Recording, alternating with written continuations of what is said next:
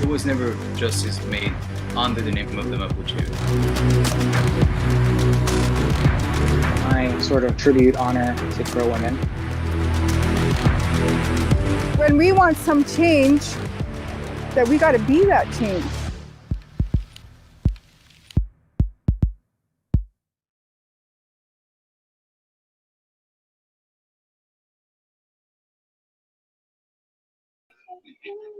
You're gonna come back.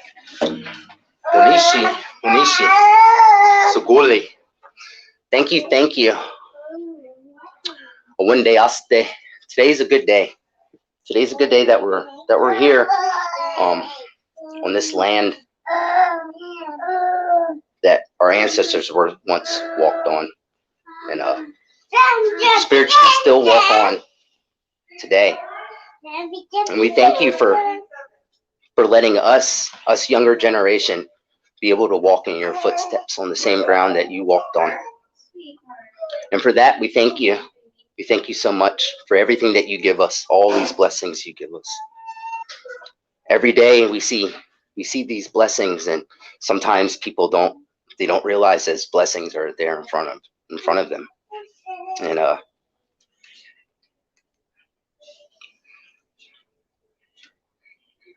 many thanks for everything.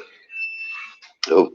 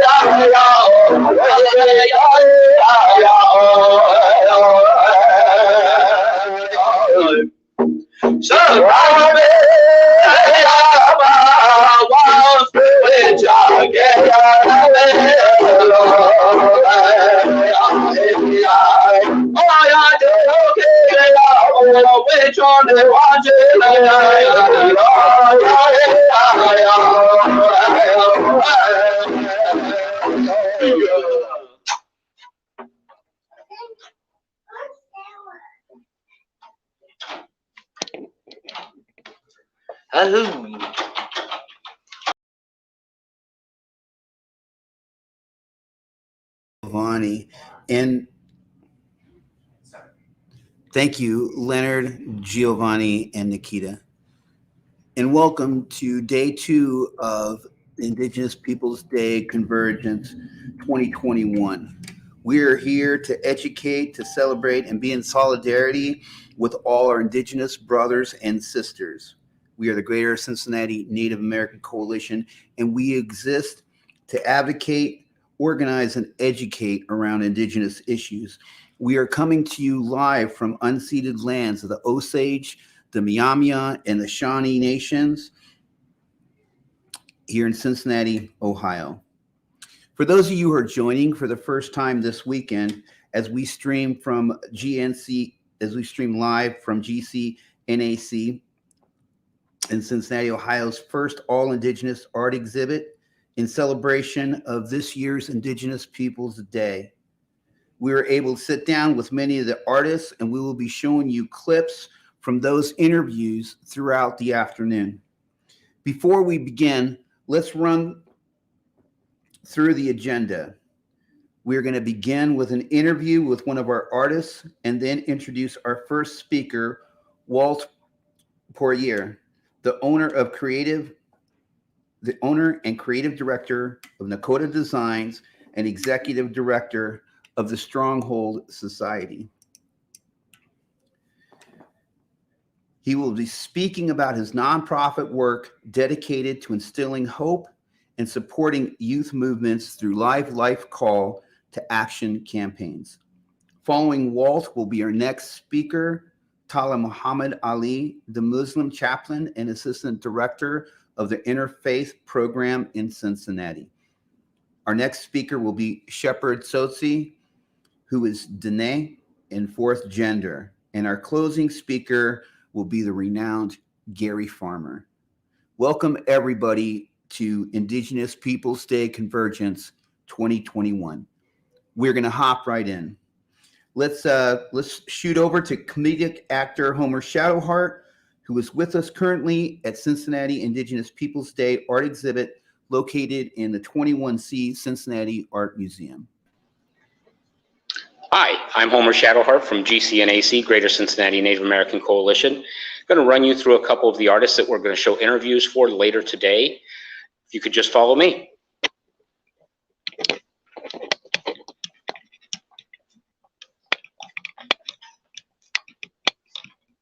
This artist's name is Leonard Harmon. He is from Oregon. We found out yesterday that we have a very sad but great connection through a massacre of our tribes. Thanks for that. He works in quills and collages, telling our history.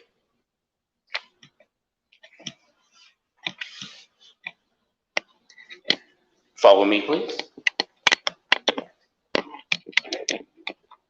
The next artist we'll be interviewing today is Aman Jabra, Palestinian artist whose passion for her homeland is amazing and can be seen in this picture and very evident in the interview we did. Back this way, please. You can come down and see these pieces today also at 21st Century Museum and Hotel, downtown Cincinnati from 4 to 8. These pieces are from Douglas and Rebecca Miles at Apache Skateboards.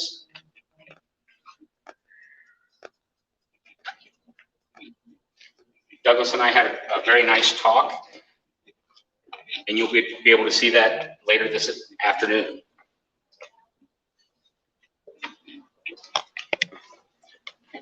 Zigzag once more across the plains,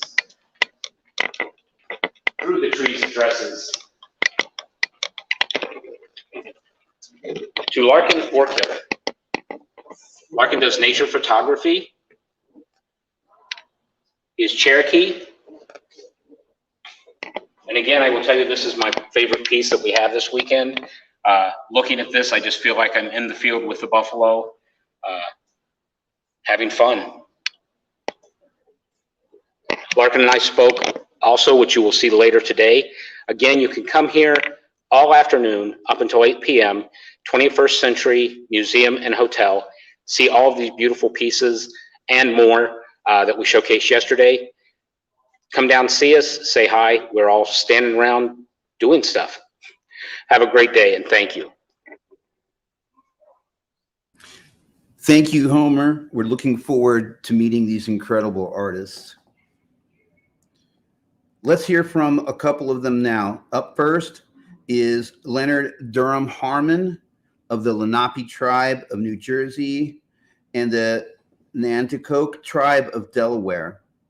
Next up will be Aman Jabra, a Palestinian-American multidisciplinary artist.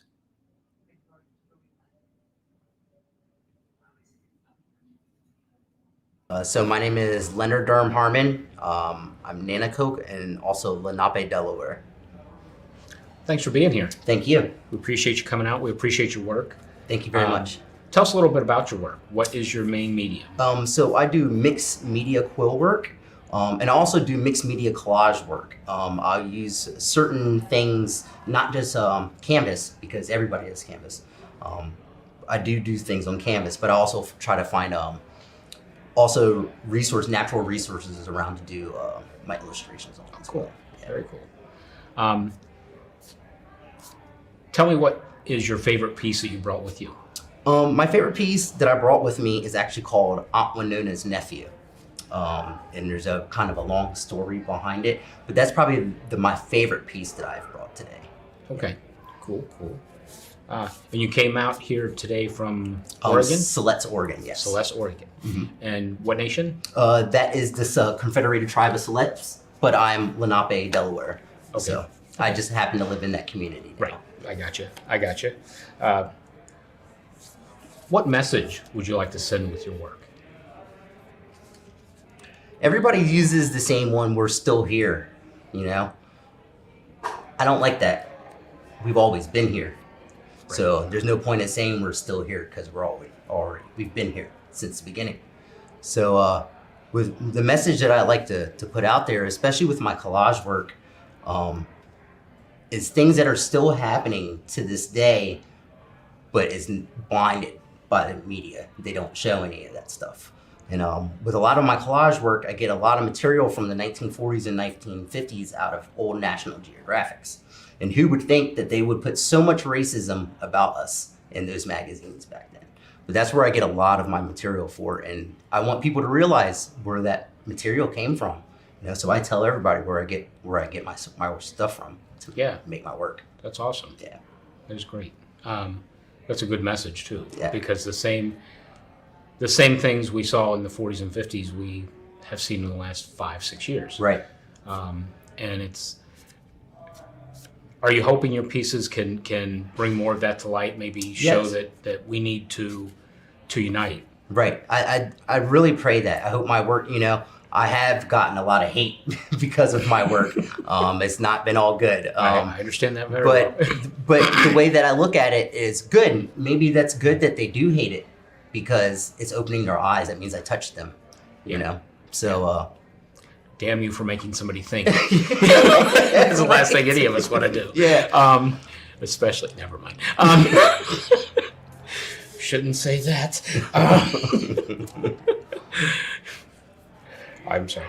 Is there a medium that you're looking forward to working with maybe in the future? Or I have a goal. So back in the mid 1800s, they used to do birch bark quilled chairs. And there's only a few museums, and there's a couple in England, and I think there's only one here in the whole United States that has one of those chairs. That's my goal, is to be the second one in the United States, is to quill one of those chairs. That is awesome. Have you started working toward that? Still trying to find the right chair. That makes perfect sense. Yeah. Thank you so much for your time. Thank you very much. Thank you for being here. Come out and check the work out by all of our artists. Leonard Harmon, thank you so much. Thank you so much. Thank you for having me.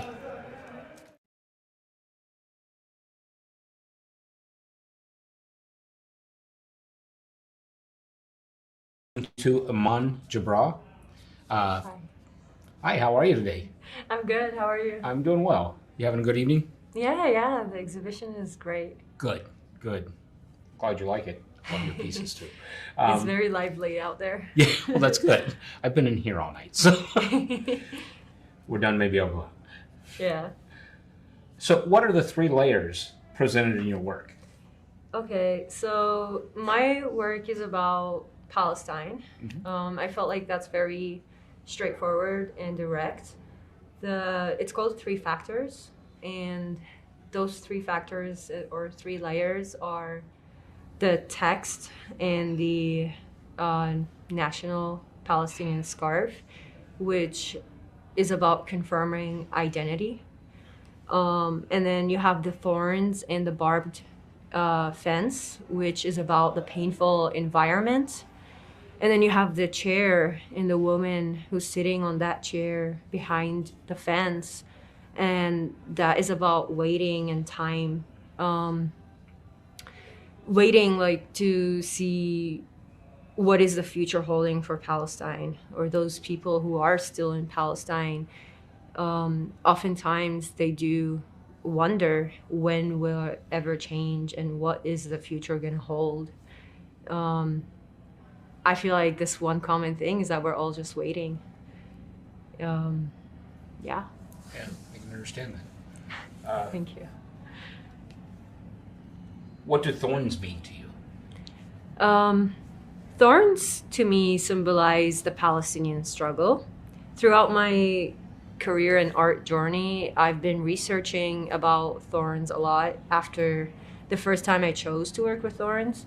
And I found out many Palestinian artists work they either use cactus as canvases, or they use thorns or other mediums that is about pain. and it's very painful. I found that to be a common theme, and it started making sense to me. It's the Palestinian reality, the Palestinian struggle. My inspiration for this piece was from the pattern found on the Palestinian scarf, which resembled the barbed fence. And as I was making this, it turned into a crown of thorn, inspired by the Christ. He's Palestinian. Yes. And it just made me think, did this sacrifice ever end, or has it been just passed down to Palestinians afterwards? Obviously, we can tell that thorns is a native plant to Palestine as it's been used in history. So I feel like it carries a lot of emotional pain and physical pain as well. Yeah. Thank you. Thank you. What is written in Arabic, and why is it repeated? So the word that is on the artwork in Arabic is Palestine, and it's repeated to confirm identity. It's my response to the maps erasing the word Palestine. So the maps over the last 5 years have been slowly changing the name to Israel. And it went through different phases of changes, like Palestine to Palestinian territory to West Bank to what's next. So me writing it is, in a way, I'm writing it into existence back again and just preserving its existence and confirming it. Kind of shouting it in the face of the colonizer. Yeah. I can understand that very well.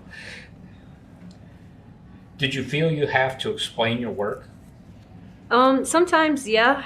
It depends on who sees my work.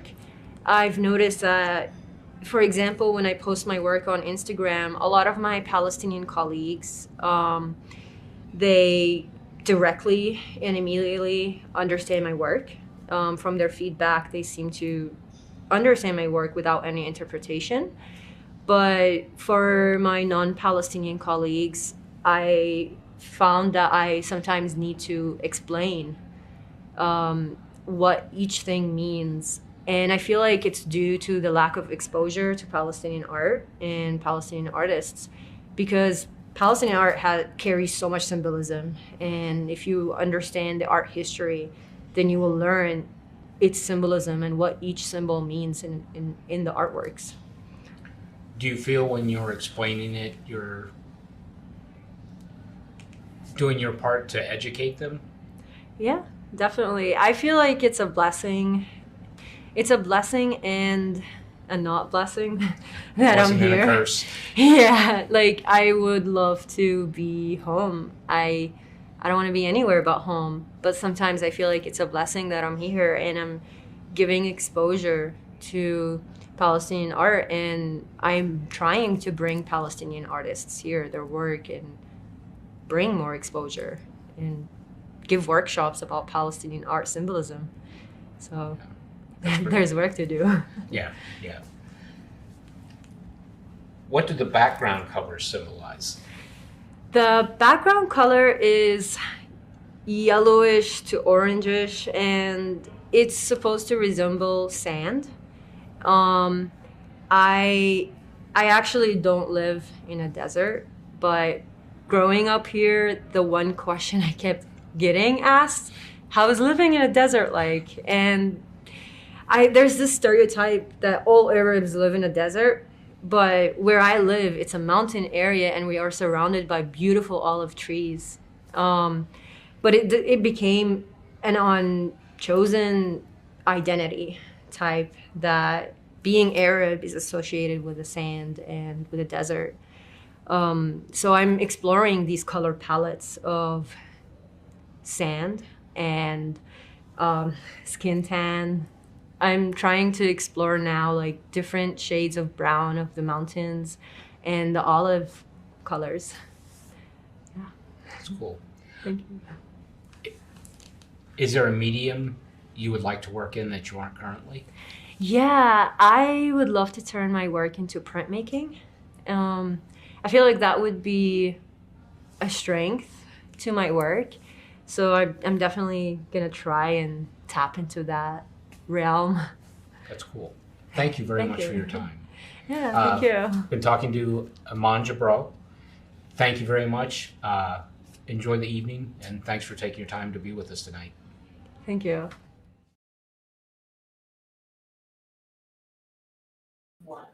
So good to hear from Leonard and Aman.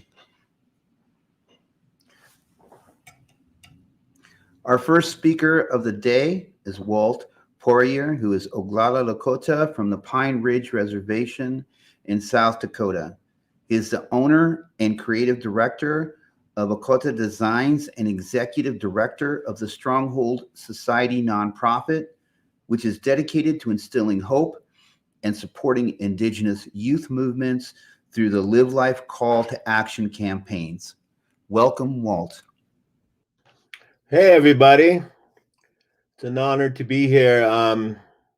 Give me a little text, make sure I'm talking on there and everyone can hear me okay. Thank you. Thank you. I appreciate it. I'm really honored to be here. My name is Walt Poirier.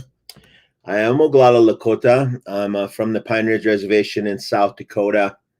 I currently reside in the Denver area, though, and this is where I run my business and my nonprofit and all the other efforts I support for Indian country and making a difference. So it's just really an honor to be part of this Indigenous Peoples Day Convergence, and the focus on this of solidarity is really a good theme too for a lot of the work and the area of focus that we do, not only through my business with my clients, but also with a Stronghold Society nonprofit and what we do with the youth to unify, bigger efforts and stuff as well.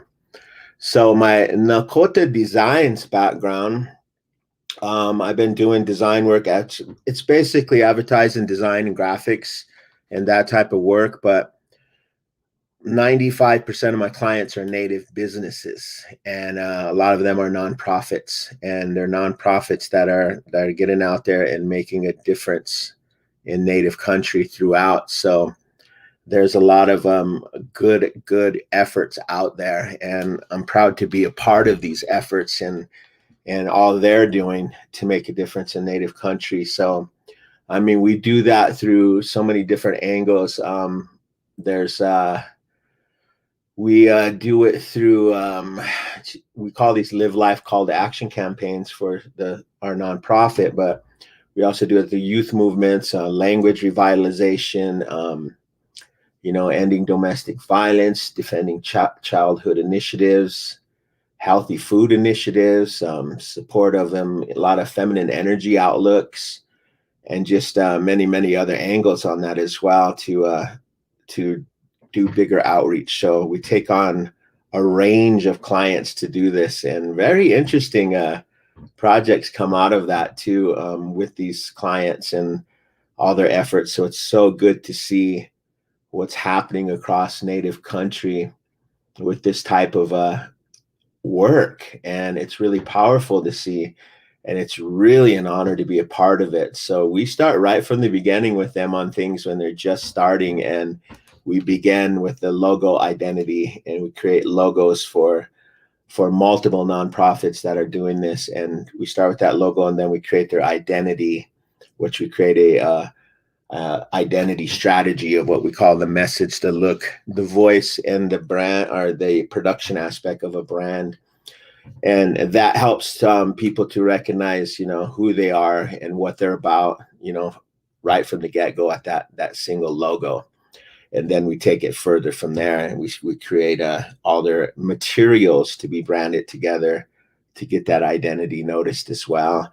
And each of these identities are so different because, we're really vast in Native country, and our identities are really vast. So what may work for one region will not work for another. So you have to be aware of who these tribes are, and you have to be aware of their identities and their languages and all their cultural sensitivities and stuff like that as well, to be able to present what's getting fed to you about them, and then you give it back to them. So the idea of it is really cool, and I love working with my clients on coming up with these strategies. So it's the difference between what I like to say, being what is the identity you want? Is your identity encompassing just your tribe, or is your identity encompassing the native country as a whole?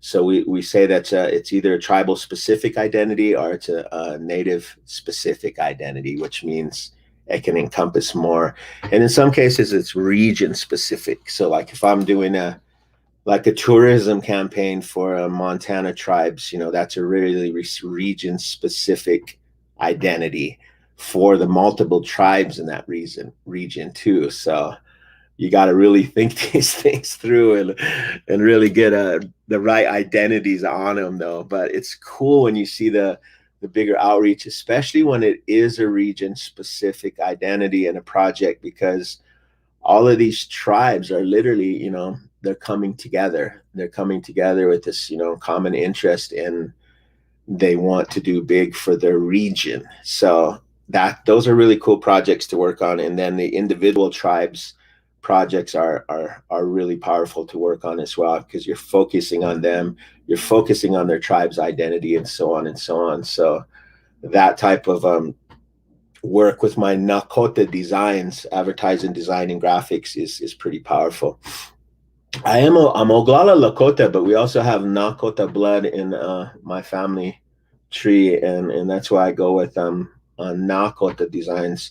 The Sioux, as we're dubbed, interesting enough, that isn't even really one of our words. It's like a word. It's not in our language. It's a word that was kind of put upon us, and it's a mix, like it means Sau or Sioux, meaning the enemy or the snake, So this country basically dubbed us the Sioux, when in actuality there's like 15 bands of this dynamic, this group, the Sioux. And of the bands, I'm from the Oglala band.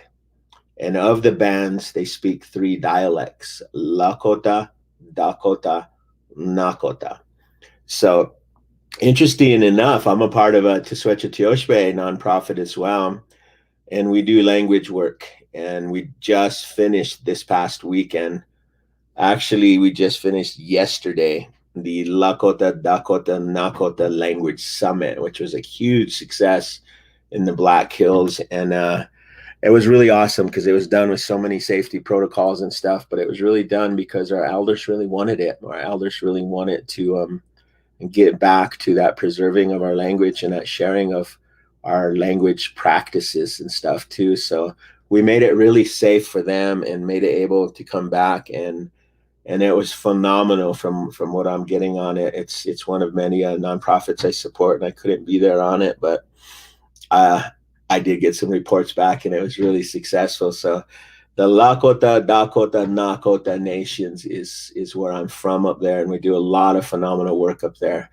That's my day job stuff, is Nakota designs, advertising, design, and graphics. And my nonprofit side is my Stronghold Society. And the Stronghold Society, we say, inspiring you through inspiring and instilling hope, and inspiring you through skateboarding, music, and the arts. And I started this long time ago, and one of my daughters was saying, "Dad, you're doing so much work in Native country and helping different peoples, and can you do something with us?" So I was like, "Sure. What do you want to do?" It's just, she's talking about her and her friends, and she said, "What about skateboarding?" So it's like, "Yeah, okay." I used to be a really avid skateboarder when I was younger, and it helped me through a lot. Skateboarding does that for kids. It really gives them this place and the safe space for their own identities, but also with a group of people doing the same thing. And it encompasses not just skateboarding, it's skateboarding, music, and the arts aspect. They all kind of tie together. It's this huge culture, So we created back then just a skate club, and we were just kind of gathering up a bunch of skaters, and we go hit skate parks here in the Colorado area where I'm living now. And we kept doing that on weekends, and it just grew and grew and grew and grew to, you know, where we hooked up with other groups that were kind of doing similar stuff and just wanting to do skateboard stuff and hosting big events and stuff like that. And we joined with one for a while, and then we broke from that one and we created our own at that, because it got so fun and big. That's when we created the Stronghold Society. And the different programs to it are really interesting, but you know, for the art programs and for skateboarding and all of this different stuff. But in the beginning, it was kind of focusing on programs, but our biggest goal and what we always wanted to do with it was to build skate parks in Native country. And I hooked up with a friend, Jim Murphy, who's a pro skater out of the New York area. And he used to skate with Tony Alva skate team back in the day in the 90s. And he had a big vision to want to do the same. So we teamed up to go do some skate park building in Native country, you know. And we teamed up with some really powerful people and groups who had the same kind of passions and stuff like that. And one being Mark Monk Hubbard, who was CEO of Grindline skate parks in out of the Portland area, Seattle area over there. And they built some phenomenal parks. There's a few like that, Team Payne and Evergreen. They're all building really phenomenal skate parks. But Grindline and Monk had that vision as well too, and his indigenous blood. So, and Jim Murphy's indigenous blood. We all wanted to venture on this path of building these skate parks. So we got together, and that very first one we got together to build was from on my res, Pine Ridge, South Dakota. And we pulled these great like minds together and like efforts together. Another one being Jeff Ament from Pearl Jam, who's also really phenomenal, not only musician, but he skates. And he has a passion as well for skate park building, being he's built quite a few in the Montana area, Montana tribes, and in the state of Montana. He's built quite a few. So he got the wind of it through through Jim Murphy and Hubbard. I mean, Mark Hubbard, Monk. I'm sorry. Jeez, my mind is going everywhere.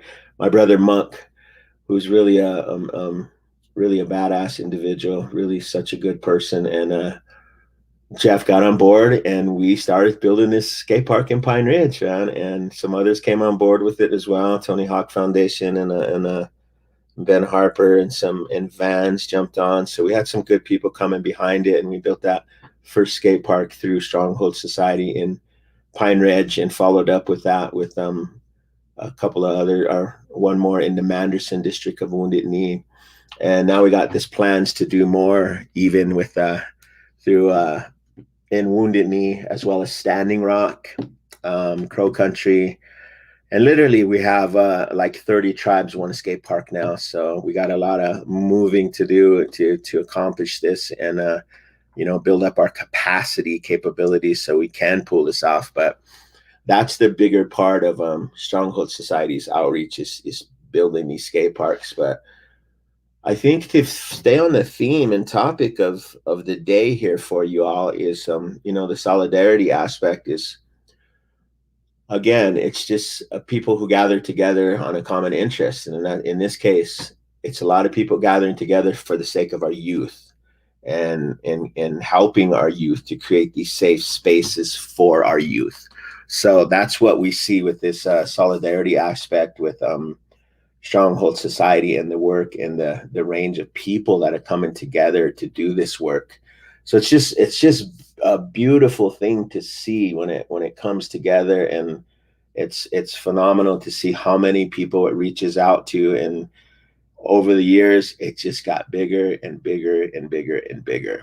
And we're getting some really huge recognition for it as well. We have some documentaries out there, which you can see online under Stronghold Society, YouTube. We got some on our webpage as well. So they're really powerful documentaries and focusing on our youth in this bigger work.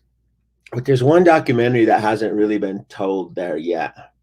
And I'd like to see that get produced, and there's a good chance we're going to find a way to do that as well. On top of the nonprofits I do support, I'm also on different boards and stuff like that as well, advisory committees. But every single thing I do is tied to a bigger thing. So then again, there's the solidarity theme. I tie all these different projects together to make a bigger impact. So for example, I joined the Vision Maker Media crew, and we do finance native filmmakers and allowing them to tell their stories and tell their voices throughout native country. And it's really a cool nonprofit as well that's doing some awesome work.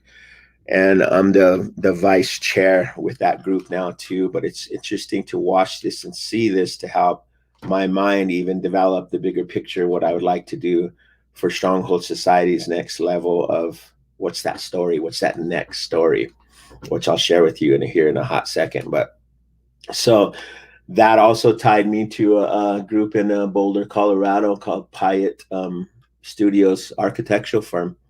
And I'm on staff with them as well as like a native liaison to native country, but I also get to design some of these region specific graphics and stuff on these buildings and art spaces we're building in native country. So it's really cool to be a part of that crew too. But with them as well, you know, we're combining different efforts. So not only do we just build the skate parks, we'll build these shades and stuff around them too. So we have these plans to add more to the skate parks architecturally. And then we have a bigger plan to build a Stronghold Society headquarters in the Denver area, which would be an indoor outdoor skate park with art studio spaces, theater, all kind of creative avenues in there that we can do this work even bigger out of Denver, Colorado. So that tied into the architectural firm and so on and so on. So all of these things kind of start to come together in the bigger picture and why we're doing them and what we're doing with them.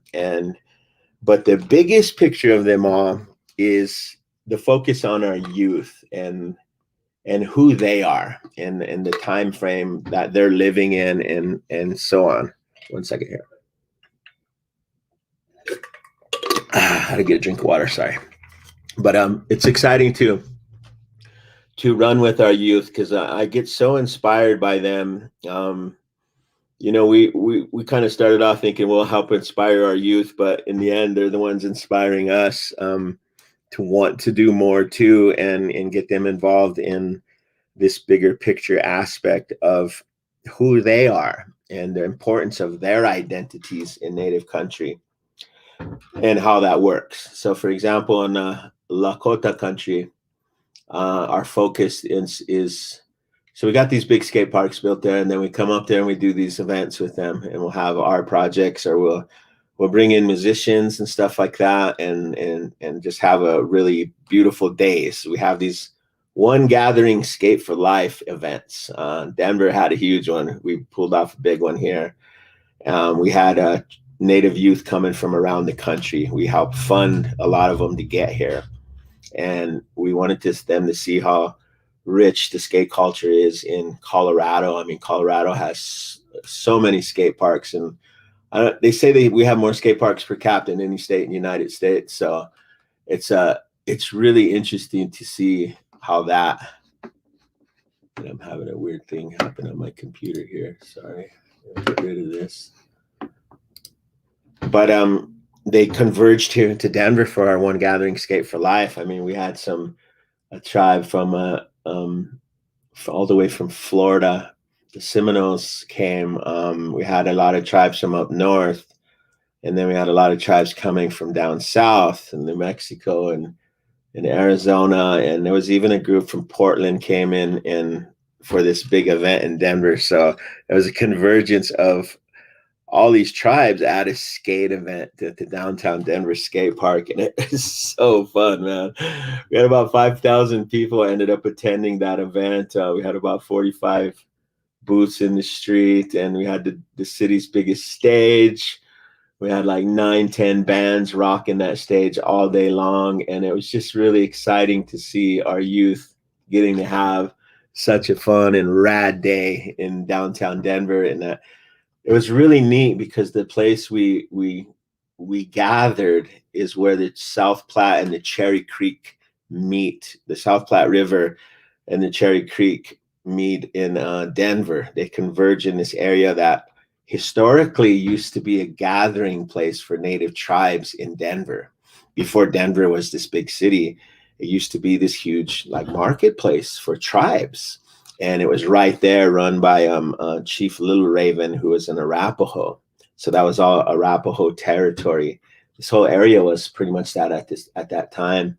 And then so we had it where that's where the skate park's sitting today. So it's kind of, and I didn't really find this all out until later, and I put this bigger picture together on that. But we were gathering like they were gathering a long time ago, but in this case, it was for our youth, and it was for skateboarding. So that was really super cool. And now that we're building more skate parks, and we're gonna build more skate parks, the idea is to interlink, all of these skate parks together and all these different regions, so we can have a huge event, kind of similar to like the Vans Warp Tour, where they move around city to city, while we would actually like move around skate park to skate park to skate park, with bands and stuff like that, or have bands meet us at skate parks and just have this big unifying thing going on, unifying all our Native youth through different skate parks across the country.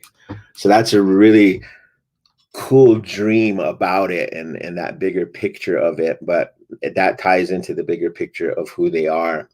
And from our perspective, and it's just kind of a big Plains perspective, it's this 7-generation prophecy aspect of it, and how do we help our youth to understand what that prophecy means and what that prophecy is all about.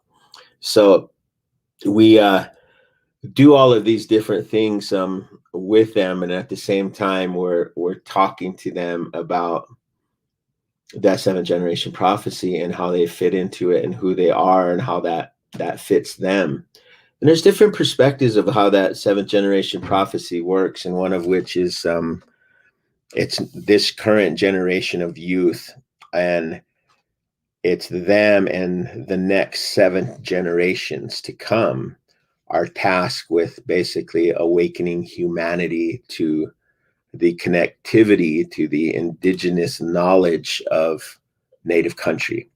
So we have a power in Native country, and that power is our indigenous knowledge and our way of life aspect and how we move with life. So in Lakota we say "Takun shkan shkan wakan," which translates to, and it's the best translation I understand on it is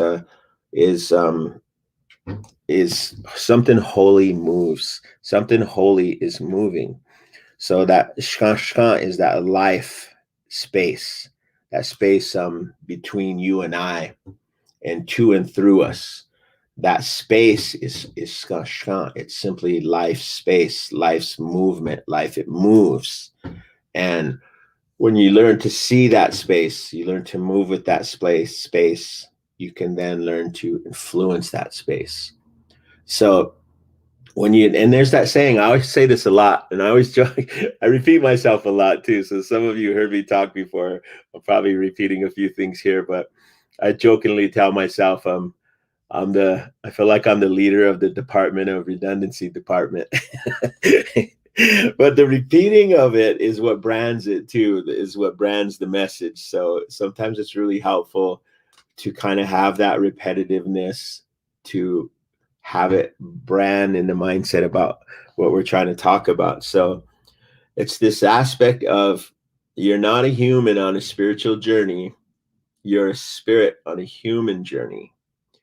And if that essence of spirit is within you, this physical form has a spirit that's here on this human journey. So that spirit moves within that space. And I heard some teachings that really explained it in such a cool way. And just remember, all things go back indigenous. All teachings seem to go back indigenous. So I don't even remember where I hear this, but they said to go outside one night when the stars are bright and the sky is clear, and you look up at the sky and you see all these stars, and you're like, oh my God, billions and billions of stars. Oh my God, that is so vast. And then they said, stop and take a look again, because the space between those stars is even more vast. And that space is where spirit moves. Between the stars is that space. Shka, shka, life's movement. That broad, that vast out there.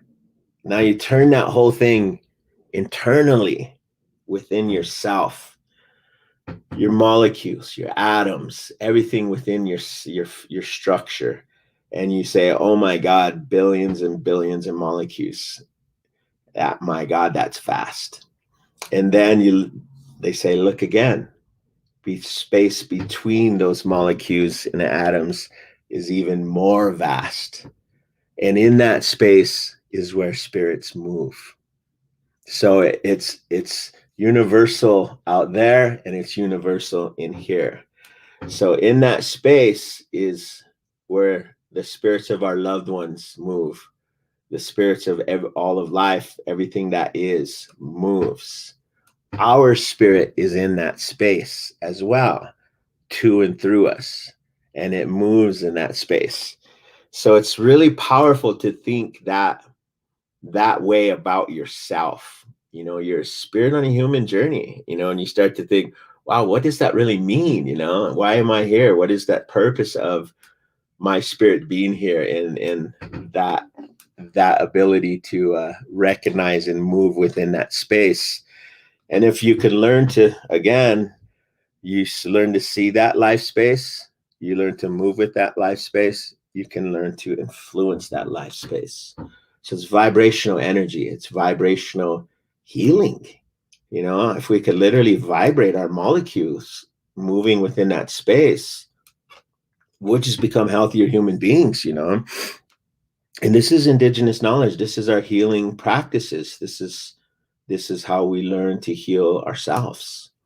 And so there's something really powerful to that to me does tie to the 7th generation prophecies, because our prophecies all tie to star knowledge. Our prophecies all tied to the seasons, and they tie to visions and stuff like that of our medicine people, and these visions they have, and they share with us, and you could see how these prophecies work. So one of the cool things with them that you see as well happening is, and I get to go on stage now with my daughters and some of our Stronghold Society crew with a lot of bands right now. And it started out being these land acknowledgements, you know, and a lot of people are doing these land acknowledgements, but we got to the point with it, and a lot of others, we all got to the point with it now is where, okay, thank you. Land acknowledgement, that's really great. But what's next, you know? And what's your action to that land acknowledgement? You know, what are you going to do about it? Or what are you going to do to even do more instead of just acknowledging us? So you're seeing a lot of people stepping up with that. And I'm seeing a lot of good examples of that, and seeing it with a lot of art centers. Boulder Dairy Art Center here in Boulder has done a really cool one with the local group we did called Creative Nations. And we're hosting they gave us the space in there. This is their action plan to acknowledge, and we host native and curate native arts in this space now with them, and they give us the space to be more recognized with our arts, with our voice, with our dance, and that's really cool to see that kind of stuff. So a lot of it, we get on the stage with these bands and stuff to do those kinds of things, but we also say, you know, here's an action plan, or what's the action plan you're going to do to acknowledge this as well, and task an individual with that, you know, land acknowledgement stuff, and, you know, land back. All of this stuff is really cool to see happening in Native country right now, because we're getting this bigger recognition for it. So we talk about on the stage with Yo-Yo Ma We also did it Portugal the Man. Eventually, we even did it with Mumford and Sons. But we started with Yo-Yo Ma, and he asked us to come on stage with him at Red Rocks. And so we went up there to do base the region specificness of that land to the tribes here, the Arapaho, the Cheyenne, Dene, even Lakotas, that used to, and mainly the Ute and the Ute tribes as well that frequent that specific area, and the sacredness of Red Rocks too. So we did focus on that, but we also said, we're also talking about our native prophecies and how we see that we're coming to a time where the feminine energy is on the rise. It's been made less than to man's egotistical ways for too long. And man's ego has gotten in the way and tried to become dominant over time to make the woman less than. And one of our prophecies is the prophecy of the white buffalo calf woman. And she's a spirit that actually brought us our sacred pipe. And one of the stories I got from an elder, and this is probably at one of our language summits too. I get to sit with a lot of elders, and I'm so honored and blessed to be there with them, because the stories they share and stuff are just phenomenal, and we all need to know them as Indigenous peoples, so we can pass these down to our kids, because we're becoming the elders now. And they told a story of the white buffalo calf woman, how long ago the spirits foresaw what was to happen to man and woman in their relationship. And we used to have this harmony and balance with each other, and that's just the way life was. And we also were so connected to nature and everything else that we could literally see the spirit of the land, the spirits within the animals. And that's why they say we call them Brother Bear, Mother Earth, all of this stuff. They had relation to us because we were connected to them. But we could also see spirits, and the spirits that exist there. Maybe their loved ones passed, or maybe they're simply just the spirits that teach us who we are. And we could see and live with them. So they foresaw that man was going to lose that connection. Man and woman were going to lose this connection. Humans were going to lose this connection. And they sent the spirit to us because they foresaw that the reason we were going to lose this connection was because man's ego was going to get in the way. And man's ego was going to try to dominate. So the story goes that they sent the feminine energy spirit to us, this white buffalo calf woman spirit.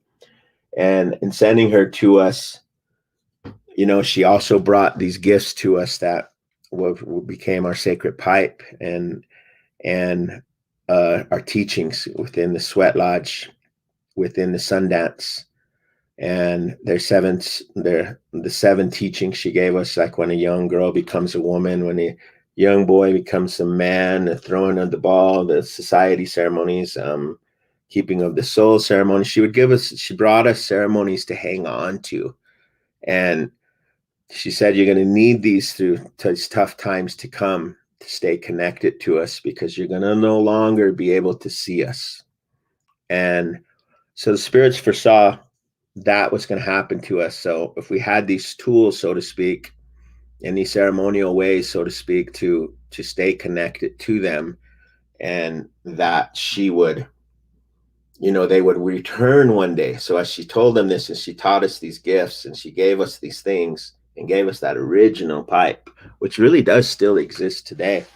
And Orville Looking Horse is the current keeper of that pipe. And it's a real powerful thing to be connected to all of that, and in our Sundance ceremonies and stuff. And so as she showed these things to us, she turned to walk away, and she said that she would return one day with the 7th generation. And she turned to walk away, and she sang that song. She said, here, let me actually play this song for you. We got some time, right? So she sang this song.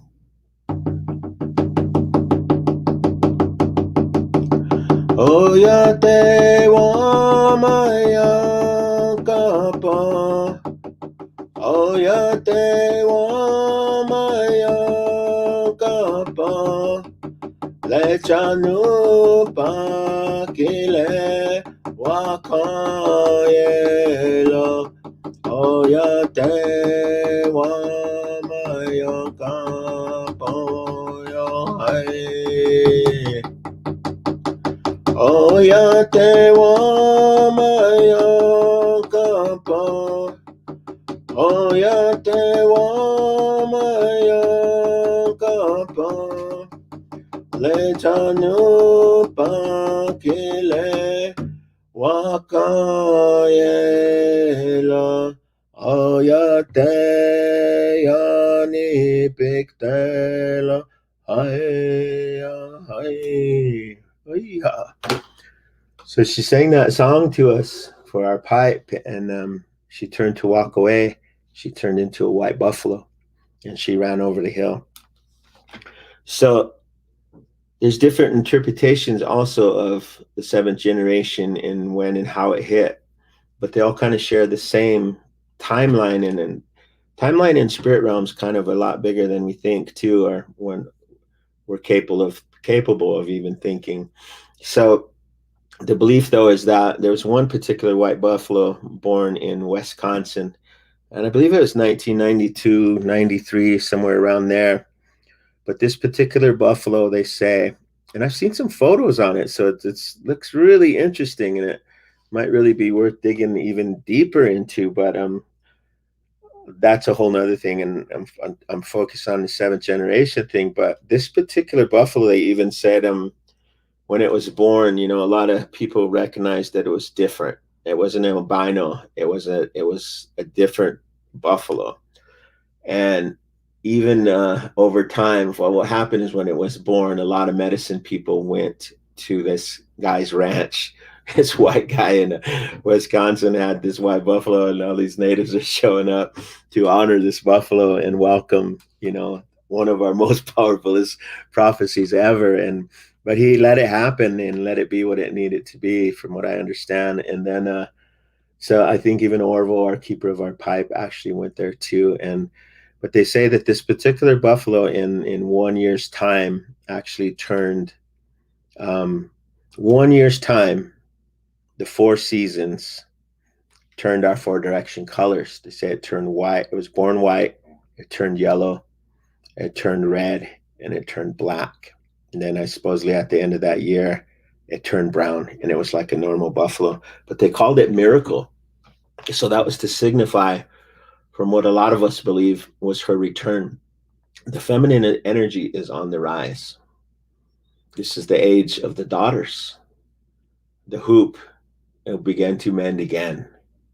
And that's the teaching of that 7th generation prophecy begins now.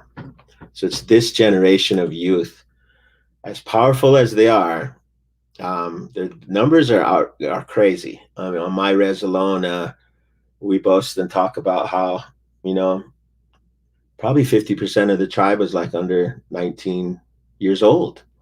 So there's a big dynamic of them, but they're also the biggest generation in American history. So it's all youth. And their ability to communicate is just phenomenal. It's unlike any other. And they get online and they do all this communication and stuff that is just reaching the masses. And we're all getting into it now too, but this is really their realm. They kind of own it. They take it, and they know more about that realm than we do. It's funny because I created a t-shirt that says, decolonize your algorithms, because there's a whole nother realm in there. And that's a whole nother story too, but they can have the ability to move within that realm and communicate with a lot of other youth, and they create huge movements in their cultural relevant movements, but also environmental movements and stuff like that. My daughters just do some phenomenal work through all of that, and I'm just really proud of how they learn to move in there. And so their generation is capable of literally being this 7th generation prophecy, this age of the daughters. We need to recognize the power of that feminine energy and the harmony of it. And you see that happening with our women there too, is so many powerful women. They've always been there. My mom and a lot of my aunties and cousins and sisters and stuff, they're all really powerful women. I grew up with a lot of powerful women, so I have massive respect for that. And so you see this happening, that they're filling more spaces, they're filling more leadership roles and stuff like that. It's just really cool to see the power of that come into life. So you're literally seeing this prophecy thing at work and how it's moving and happening, and it's happening. So when I say we're creating these safe spaces for our youth to skateboard, music, and the arts, it's really bigger than that, because it's about tying this all together, and the solidarity concept of that. Do as many things as you can and as many areas you can, and tie them together, because the unifying of all of this stuff is opening the door for what's to come. And our tribes need us that way. This land, this country, this continent needs us that way. This world needs us that way, to be unified, because it's our very indigenous knowledge that humanity needs right now. It's going to help us as individual tribes and nations, but it's also going to help the world as a whole. And it's our indigenous knowledge that's going to awaken people up to what's happening with this planet. And we got to understand that this planet is really powerful, and this planet really doesn't need us. We need her. And we're kind of out of whack and out of sync with her right now. And we need to get back in sync with everything and back in harmony with everything. Because when we lose that disconnection, we're like a gnat on her back, and she's shaking in irritation of us, and she doesn't need us to survive, So we need to get back in harmony with it and sing our songs and say our prayers and unify our communities and do some really big, grand work together, and pay attention, because it's happening. We're really doing it. It's coming to light, and I'm seeing it all across this country, internationally, what's happening with that indigenous knowledge that's coming to light. And that's our power.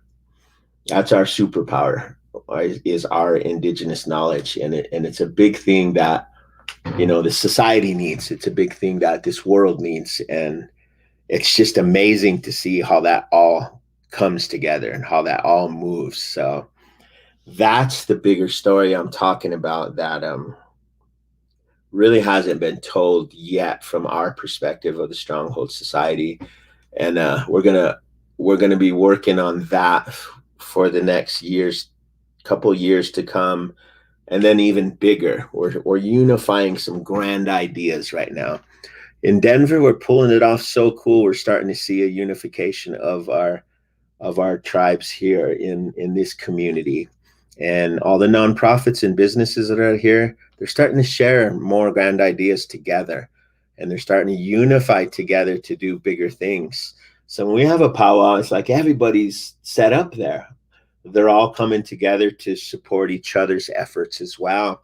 And we need to not be afraid to share in our grand ideas. We need to be able to be open to that concept of it through within our tribes, to be able to think that big and move that big for the sake of our youth. And because our youth are really powerful. And we did a Indigenous Peoples Day here thing in Colorado too, and I was actually able to attend. In the end, I didn't think I was going to be able to, but part of it was a fashion show we had last night with Kelly Holmes and Akanov and Red Berry Woman were the designers, but I got to host it. I got to do the visual host on it last night, and it was really powerful. I got a tear in my eye, man, because I was watching our beautiful women walking on that runway, and the looks on their faces, the pride on their faces, this just so beautiful. You just can't even explain it. And I know these girls. I know who they are. I know their parents, and I know them to. I know their backgrounds, and I know their personal pains and stuff too. So for them to be just so beautifully in pride while they're walking, and that was just a moment for me, literally watching that feminine energy in action and that movement.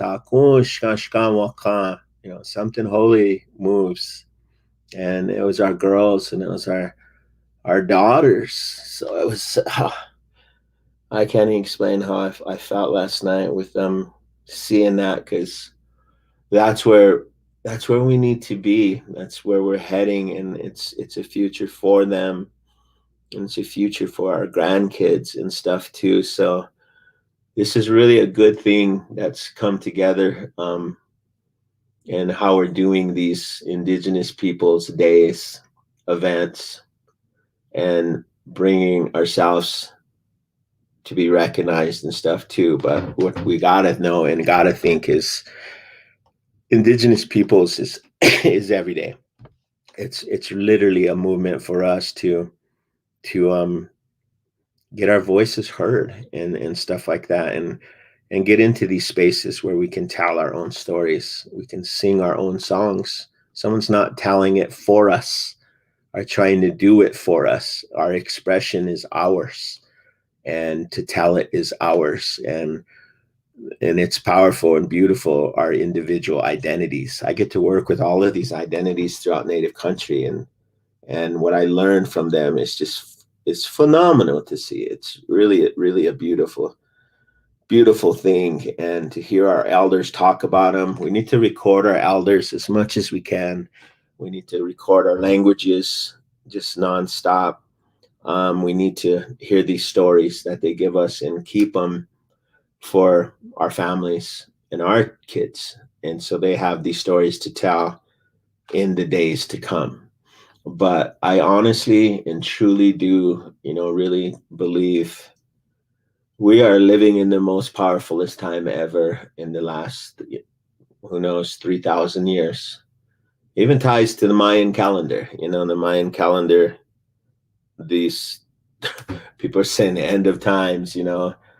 Mayan calendar is a circle, and it doesn't end. It's a new beginning every time it cycles.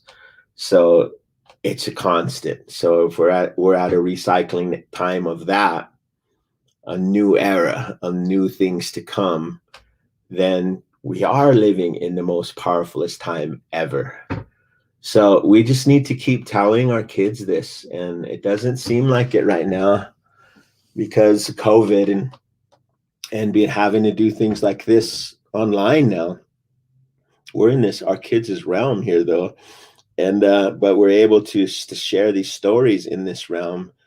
And it may not seem like it sometimes with what's going on and how this is happening, but everything has a reason, I was taught, and a purpose for why it's happening. And one thing about this ugliness of racism, one thing that has come out about it is, the light got shined on it, and it was made to look that it's okay to come out of those dark corners like a cockroach. So all these cockroaches come out of their dark corners, and the interesting thing about it is now we know who you are. So it's exposed its ugly face and stuff. So a lot of that kind of has to happen too, so we can identify it now, and it can no longer hide.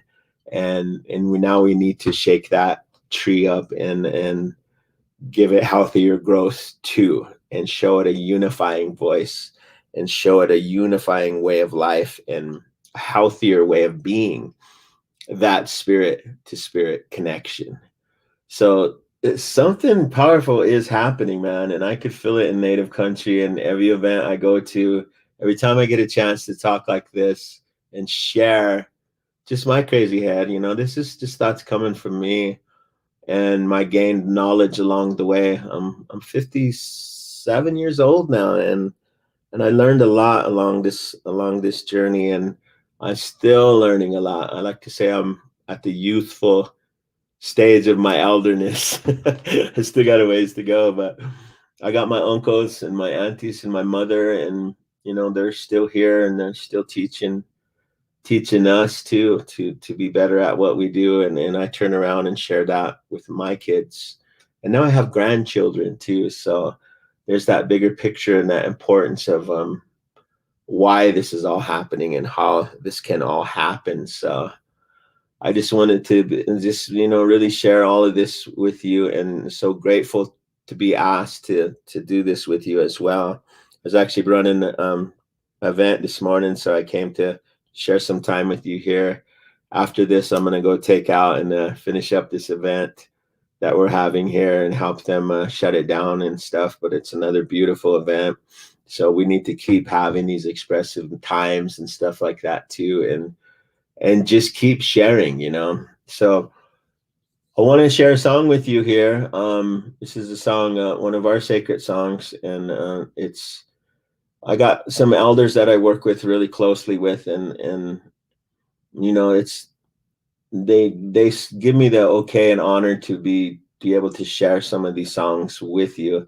I do classes with them, and we teach together. And what's really cool about that is I'm learning from them as well. But it's so powerful to be a part of that with our elders and our knowledge keepers and our healers and our sacred healers and medicine people and our medicine women. So this is a song that's kind of an honor song to Tashunkawit called Crazy Horse.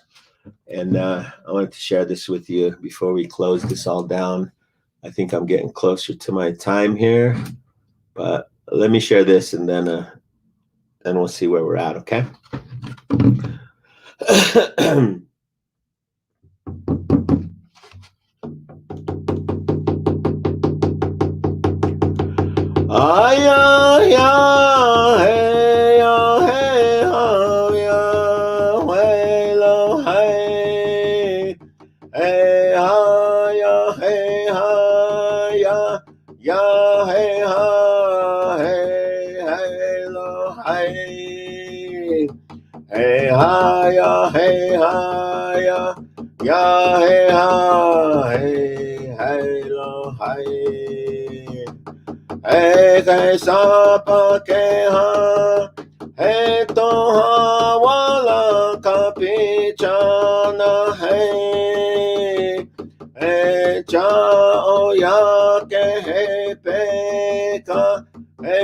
Chashmik soya poyo hey hey tashunki wet goya hey na ya yelo hey aya ya hey ya hey ya welo hey hey ya hey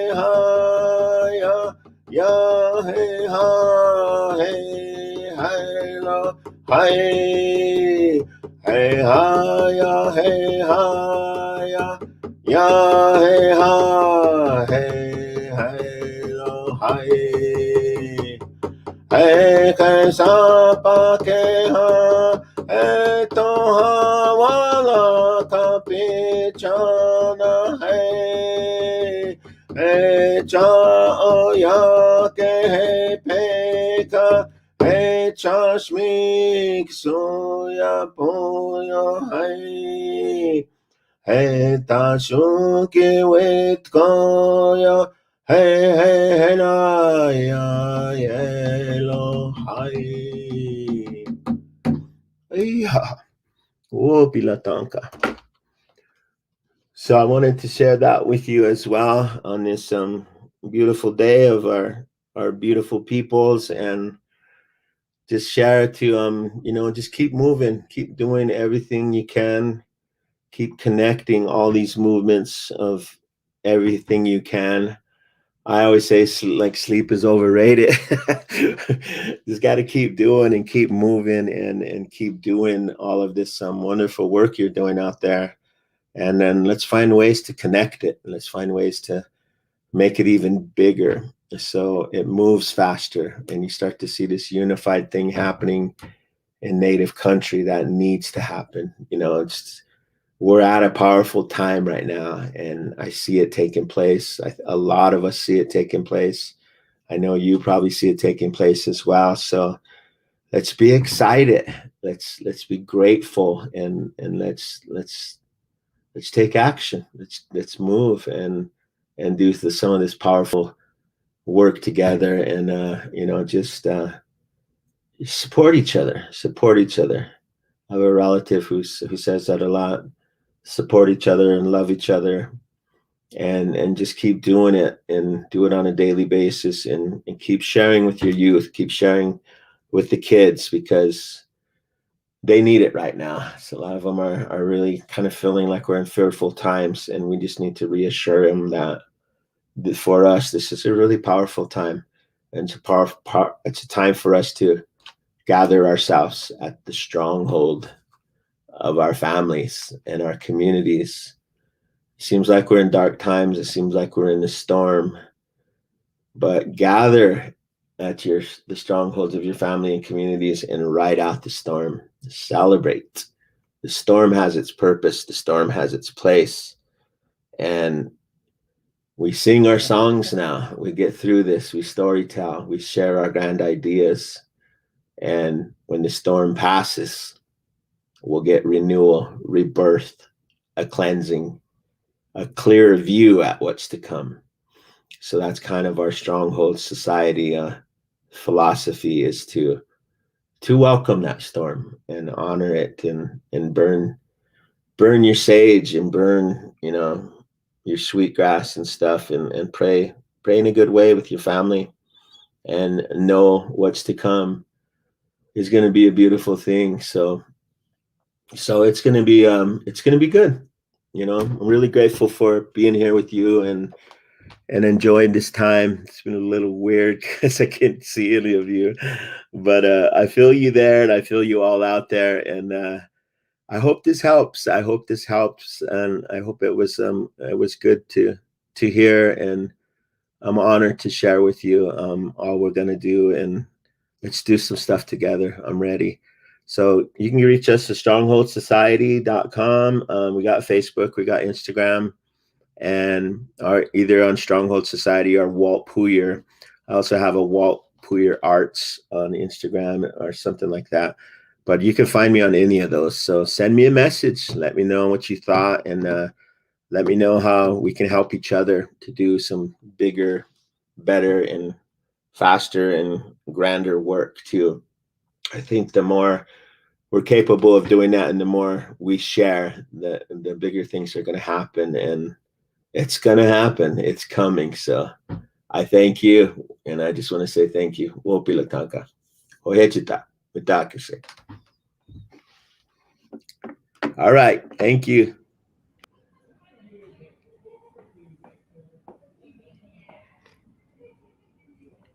All right, we're back. I'm just chilling with my homie Lenny. Thank you so much, Walt. Let's meet Douglas Miles from the San Carlos Apache Nation in Arizona. He is an artist, designer, photographer, filmmaker, muralist, and founder of Apache Skateboards. Now with Douglas Miles from Apache Skateboards. He and his daughter Rebecca also were painting a beautiful mural on our office here in Cincinnati. How did that go? I think it went great. We had a great time here in Cincinnati. The mural's looking really, really, really good. Colors are really bright. And I think it's a great addition to an already great program for Native people in the Cincinnati area. Thank you. That's awesome. So tell me about Apache Skateboards. When did you get started? Well, Apache Skateboards, I started about 20 years ago when my son, Doug Jr., started skateboarding around, 13 or 14. And he needed a skateboard, and he had broken it. And I went to the mall, and I couldn't afford the name brand skateboard, so I said, let me buy this blank one and I'll paint it for you when we get home, because I was, I could paint and I was already selling some paintings then.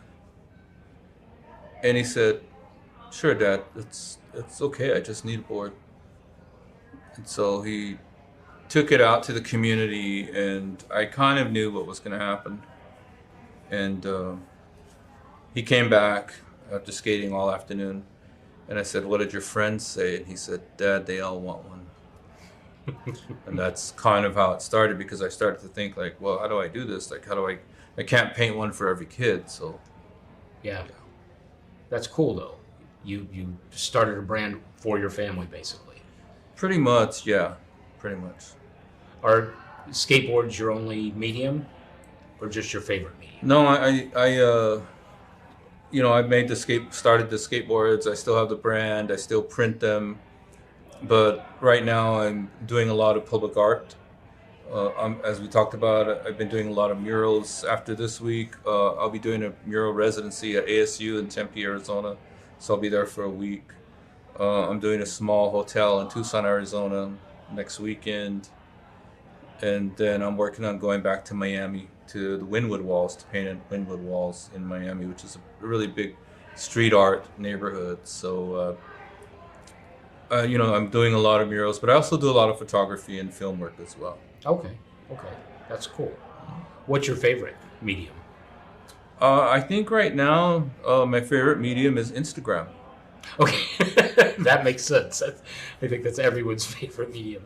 Well, because there's such an ease of use with Instagram, and I think what Instagram and even Twitter, not so much Twitter, but I learned some things from these apps. One, I learned with Twitter that it's important to be straight to the point and very succinct.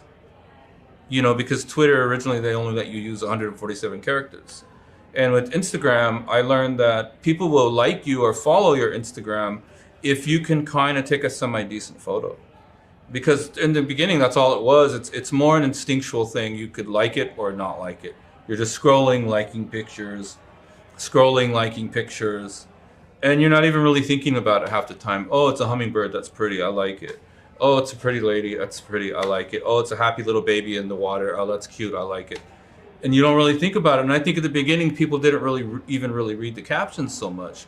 Now people use Instagram as sort of like a micro blog and a way to document art movements, art projects. And so I like it for what it is. That's very cool. Do you think the other way of just scrolling and liking things gives you a better sense of what people actually like? Because it's instantaneous? Meaning? Like when we see something the first time, we kind of decide instantly if we like that or if we don't. Okay. So that instant just like without all the blogging and things like that was a truer sense of what people actually liked. I don't know. I never thought about that. So you're asking me if I think that was an easier way to like understand people? Is that what you mean? Yeah. Judge their taste, I guess. I think in the beginning it was, but now we're in the era where people are pretty performative on social media. So you could have someone that has a great, finely curated social media profile, amazing photos, amazing pics. It could even be an activist in the community, but in real life could just be a complete jerk. Yeah, that's true. That is so true. And unfortunately, I think we kind of see that a lot. So that's the opposite side of what you're saying. Of course, we hope these people are nice people, right. But in reality, we don't really know the people on social media. Yeah. I use social media really as another art platform, not just an art platform, but I create works of art, I create photos. So it's kind of like an extra layer of process for me, because now I create things for social media. So I'm shooting photos, like he just said it earlier. Oh, this is quote unquote for the gram. But, that's what people say, when they just want to put it on the gram. But my point is, if I have an idea, if I'm looking at something that's happening in society or pop culture or some type of issue, like for example, the land acknowledgement, right? Or there's a new app I saw, CNN, someone created an app that tells you whose land you're on. you know, right? And I'm looking at that, I'm thinking like, I don't need this app. But, you know, Native people are sharing it left and right. But I'm thinking to myself, why is everybody sharing this app? Especially Native people, like, we already know whose land we're on. And so I created an image and I put it on my Instagram. I said, new app shows you whose land you're on, but not who stole it. And I used the CNN logo and the same map and the same font, because I'm looking at these things as semi-humorous, right? Right. But also very my way of telling the truth. Right. You know, and I say even like with things like a land acknowledgement, is that a new form of anthropology? Like a new update on anthropology? Or is land acknowledgement the new finders keepers? Yeah. Yeah. Remember when we were kids? Yeah. You found it, oh, finders keepers. So if you have all these non-natives saying, we are now on so-and-so's land, but we're not going to give it back. Right. Sorry. Yeah, they'll want you to acknowledge your land, but they won't acknowledge that they stole it. Oh yeah, of course. Yeah. What do you hope people get from the pieces you brought with you, and I'm including the mural, which you didn't bring with you, obviously, and the boards that you brought? I hope people look at it as really as a way to think about the hundreds and thousands of ways that Native people can have fun. You know, there's hundreds of ways you can have fun, and there's hundreds of ways that Native people express joy. Really, really, really, if you really think about art or cooking or anything where you're making something with your hands for people, you're really doing it to see this expression or this moment or this time and bring some joy into that life or to that place or to that moment. Even at a funeral, when you notice, like when Native people get together at a funeral, even after or, you know, post, or when families come together and we're all under the same roof, we're happy to see each other, even though it's such a very sad time. Right. So all of these things, paintings, beadwork, baskets, collage, film, video, social media, these are really joy processes. That's the way I look at it. And why am I saying joy? Because so much media for so many decades about Native people is not about joy. It's really about tragedy. And to be honest with you, everybody knows what I do.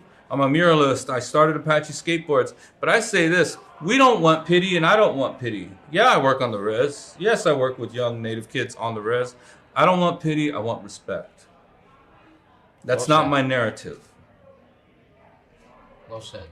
Thank you so much. Come down, check this out this weekend. Douglas and Rebecca Miles, Apache Skateboards. Thank you so much for being here. Thank you. So great to hear from Douglas. And so one of the things that we're not able to talk about a lot of times, but I think is important, especially with Indigenous Peoples Day celebration, is it's important that we're able to celebrate. But in order for us to be able to celebrate, we need to be able to talk the truth. When we talk about justice, when we talk about finding a way to move forward from the place that we're at, we have to be able to speak that truth. And sometimes that truth is hard. The unfortunate part about this is that those people who are most affected by these colonial policies and this injustice, they bear the burden of changing things. And so we get triggered, we get traumatized, not only our own trauma that we experience, but also that generational trauma, that trauma that passes through the womb. And it's very real.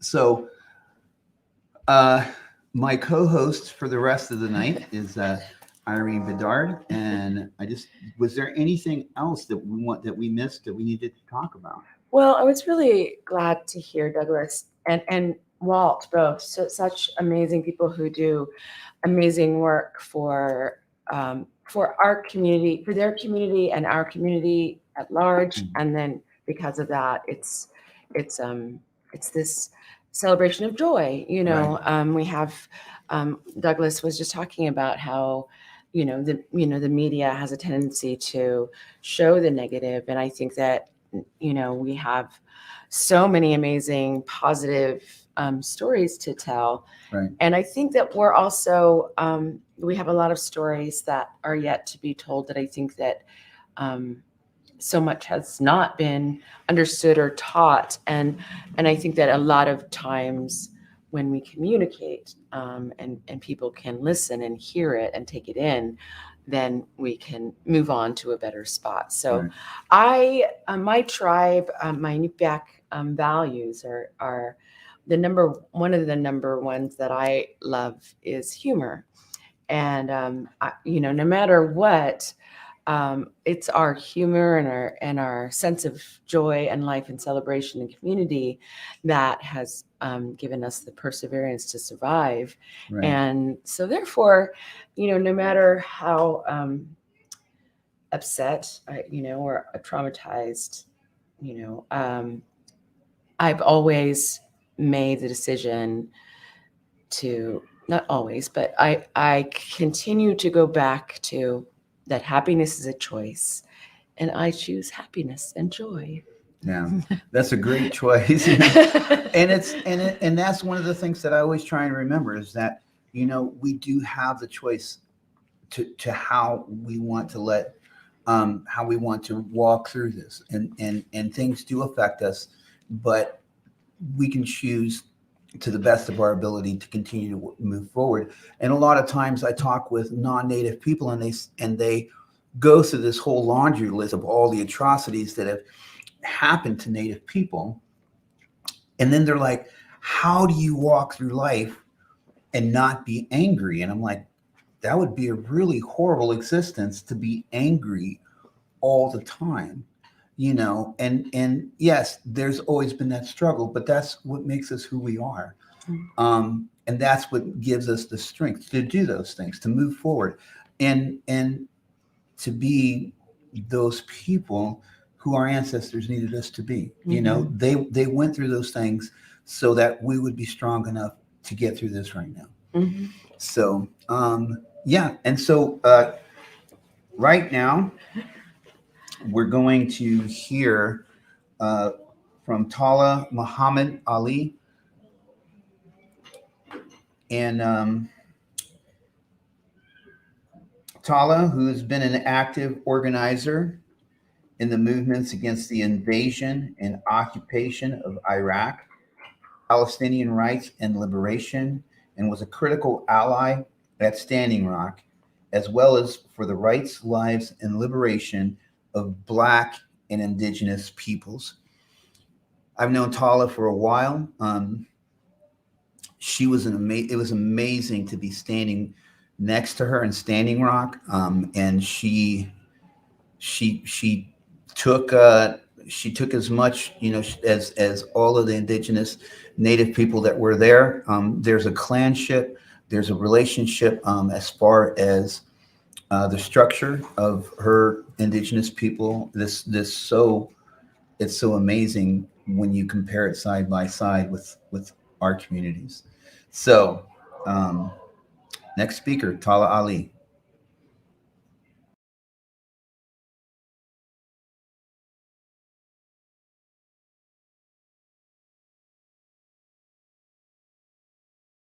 Tala, hey Tala, we can't hear you. If you can hear me. Can y'all hear me now? Okay. Thank you. Thanks. No, I just wanted to say thank you for the intro, Jerry, and hearing Jerry and Irene talk about like the joy and the resilience and the beauty of that, even though like I'm about to like get real and put the hammer down. So thank you for that introduction. My name is Tala, she, her, hers pronouns. I am the daughter of, and before I start, I want to tell you that I am someone who heavily relies on paper and printouts, so I'm going to be referencing and reading a lot. So please follow and try to stay with me. But yes, I am the daughter of a Palestinian mother and a Bedouin father, a Jordanian Bedouin father. My father, a Bedouin, during his early years up until the mid 20th century, so like 1940s, 1950s, they lived the traditional way. They lived in a way that was nomadic, living off of the land, herding, and being autonomous and providing for themselves. And they were eventually mid-century collectively pushed to settle by the state government that they lived in. So right after the carving up of the map by European colonizers, they were then these nomadic people who just lived all over the land were now cut into and trapped in these like arbitrary borders, right? And so prior to the invention of carving up these arbitrary borders, my father's people were spread out all over the region. They grazed their livestock all over. They traded and naturally lived off of the land and moved according to the seasons to different places. And we're actually still spread out because after the borders fell on us, some of my father's tribe falls in Syria, some in Jordan, some in the Arabian Peninsula. We're still all over the map. And like many of the people on Turtle Island, and Jerry referenced this, my father's people are a very proud tribal people with clans, with councils, with codes of honor and respect for our ancestors and our elders and our ancestral wisdoms. And we can trace our lineage back to hundreds of years, if not more than that. So my father's people were settled and the kids were enrolled in government schools. And my father ended up being the first ever of all of the tribes and the clans to ever attend college and graduate from a college. And so he's like really known for that. And it's how we ended up here in this land in his pursuit of going to graduate school. And it's funny, like, to mention this because I'm friends with a lot of my family and my cousins that are still in Jordan, like on social media and on Facebook. And it's interesting to see the effects of colonization that's still like in effect, even in like established countries. A lot of my cousins' posts are like in English. I call it like colonial Stockholm syndrome, is like we were colonized by the British, the English, to the point that like it's become this like status symbol that it like even to try to equate yourself with your colonizers, right? So like, and for lack of a better word, and I'm going to say Latin America, but like who can speak Castellano, like this gross wanting to equate ourselves with our colonizers. And so a lot of mimicking of like American culture and the English language is like happening in ways that is like really hurtful and painful to me. And so that's something that I noticed. But anyways, going back to this story, we first came to this land because my dad was in pursuit of his graduate school. And that's when we first came to Cherokee country. In what is known as like East Tennessee. And it was there that I first befriended and came to know the indigenous people here. I was very young, but my father and mother took the time to explain to me the history of the land and the history of the people of where we were. And it's interesting, as Jerry referenced and I referenced earlier about we're tribal people, and my father's people were Wolf, Serhan, we are Wolf clan. And it's been a bridge of commonality that we've built and forged with some of the people that are there and that we still have connections with by virtue of our being like Wolf clan. But it was at this time and at this place that I was told by my parents, these people here are just like our people. What is happening to us and what is being done to us happened to them and is still happening to them. They are our people and we have to stand with them, right? And so that framework was fed to me as a kid in preschool and onwards, and I have never seen it or known it to be any other way since. And then when we moved to Cincinnati for my father to pursue his PhD, it's where I came to live in neighborhoods and attend a school system that are predominantly Black, right? And it was at this time and place, because of the personal and the generational experience and wisdom that my parents came from, that they also ingrained in me the history of the people who were human trafficked and taken from their homelands in Africa and brought to these lands enslaved, right?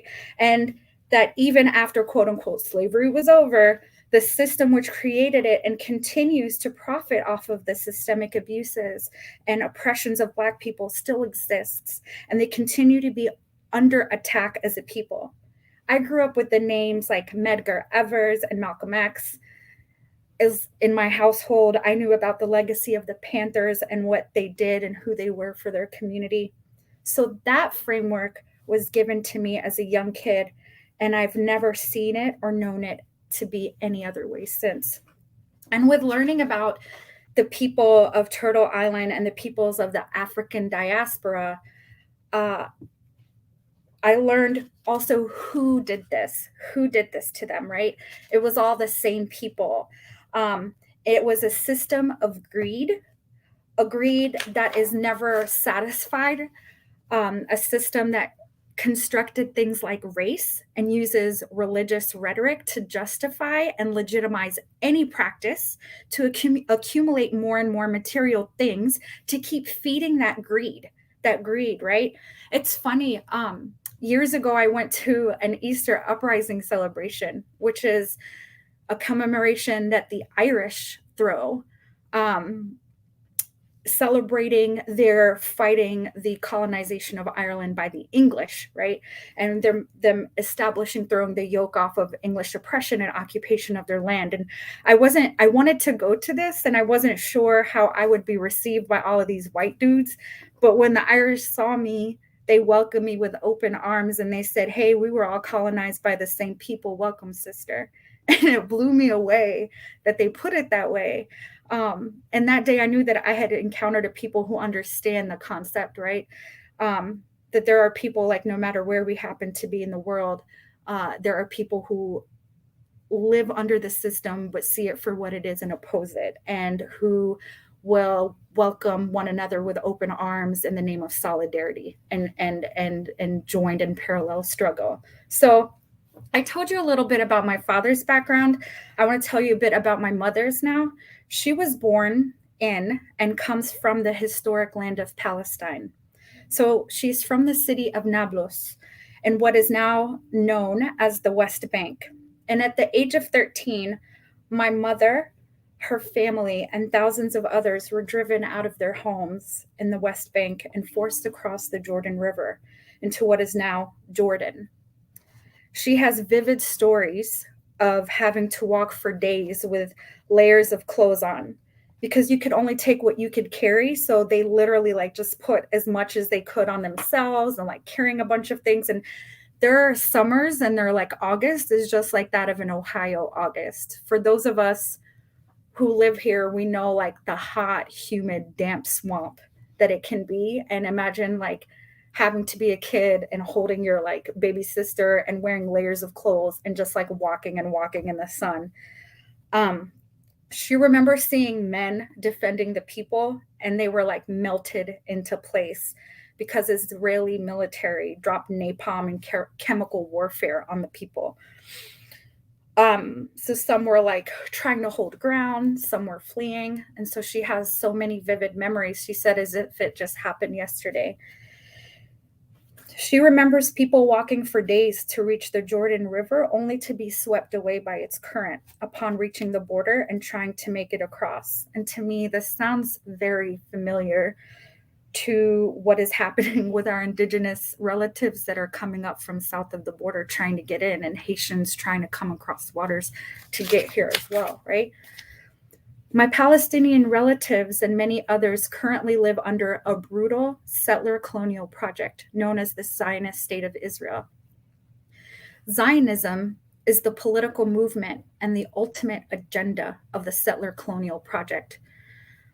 Is a state that is pure for a Jewish people only, regardless of where they come from, where they were born, etc., right?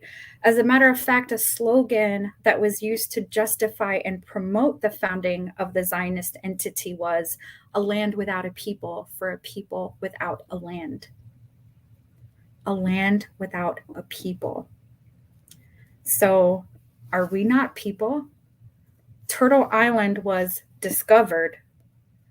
Enslaved Africans didn't have souls. And apparently Palestinians never existed, right?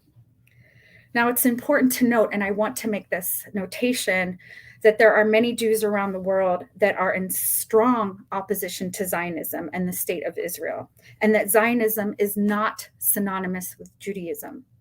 Zionism is a political movement that has led to the colonization of Palestine and its indigenous people. As a matter of fact, upon the founding of the settler colonial state of Israel, Albert Einstein was asked to be its first president, and he declined and voiced his strong opposition to the state. In Palestine, there were Zionist paramilitary troops called the Haganah. And from 1920 through the official founding of the colony known as Israel, this paramilitary troops' job was to comb through the lands and slaughter entire populations. There are entire towns and villages and city neighborhoods that have been erased off of the face of the earth. When the Haganah, most of who came from Russia and Europe, approached cities and towns where Palestinians lived, Palestinian Muslims and Christians and Jews, there are historically documented moments when the Jewish Palestinians who lived there for centuries with their neighbors stood between the colonizing Haganah paramilitary, and the homes of their neighbors, and pleaded with these raiders to let them be. These are our friends. We are one and the same. And in none of these situations did the Haganah ever step down. There are some towns and villages that still exist today, but are completely empty, are just shells wasting away, ghost towns waiting for their people to return. One example is the town of Lifta, Lifta, Lifta, which is a suburban town of Jerusalem. And if you search or Google Lifta, you can see the foundations of this ghost town. Beautiful architecture and done in a way that was in a very symbiotic nature with the land that they lived on. Its people were ethnically cleansed in 1948. Many fled and some were killed. Just a month ago, Israel announced that it is going to level this entire town and put up an upscale shopping and resort center for the settler colonialists in its place. So you'll see many like Save Lifta or hashtags and stuff if you want to learn more about it. There are many waves of expulsions and ethnic cleansing campaigns of Palestinians. The two biggest waves were in 1948 with the founding, right, the official founding of the settler colonial state, and in 1967, the year of the Arab-Israeli War, during which Israel overran and extended its power and dominance over what we now know as Gaza and West Bank. So going back to the fact that Zionism is not synonymous with Judaism, I highly recommend you to follow Jewish sources like the Jewish Voices for Peace, Jewish Voice for Peace, and there are chapters all over. And they stand in stark opposition to Zionism and the ongoing colonization of Palestine and its people. Know that that's a thing, and don't ever let anyone tell you that standing against the colonization of the Palestinian people is anti-Semitic. It is a gaslighting of oppressed peoples and those who stand in solidarity with them. It is an intellectually lazy tool used to scare people who just don't know much about the issue into silence. And when the truth is that anti-Semitism, though, it is real. Anti-Semitism itself is a real thing, but it is rooted in and perpetuated by the same white supremacist system that oppresses Black, Brown, and Indigenous people. And anti-Semitism is something that we stand against, but I am not going to apologize for standing for the rights, dignity, and humanity of my people. Another important clarification that I would like to make is I would like to decolonize the language and the way that we talk about Palestine. We hear a lot about and the occupation, and I say this myself. I have said this, and I still say this sometime. I'm trying to move away and transition out of it as I work to decolonize the framework, because the way that we frame a situation is important, because it also, like, the framework is how we understand and talk about an issue. Oftentimes we refer to places, like I said, Gaza and West Bank, as being under occupation, but occupation always means a temporary situation. And that solution to ending an occupation is the end to occupation. Well, after those occupations are ended, the situation is not rectified, right? The occupying force is just going to pull the military presence out and go back to their country. But this is not the situation in historic Palestine. This is colonization. Israel is colonizing Palestine. It has been in a process of colonizing Palestine for over 100 years, right? Through slowly buying up land, slowly coming, and the Haganah, as we describe, the killing parties and such. So the plan, the ultimate plan of the settler colonial project is to completely erase the indigenous people.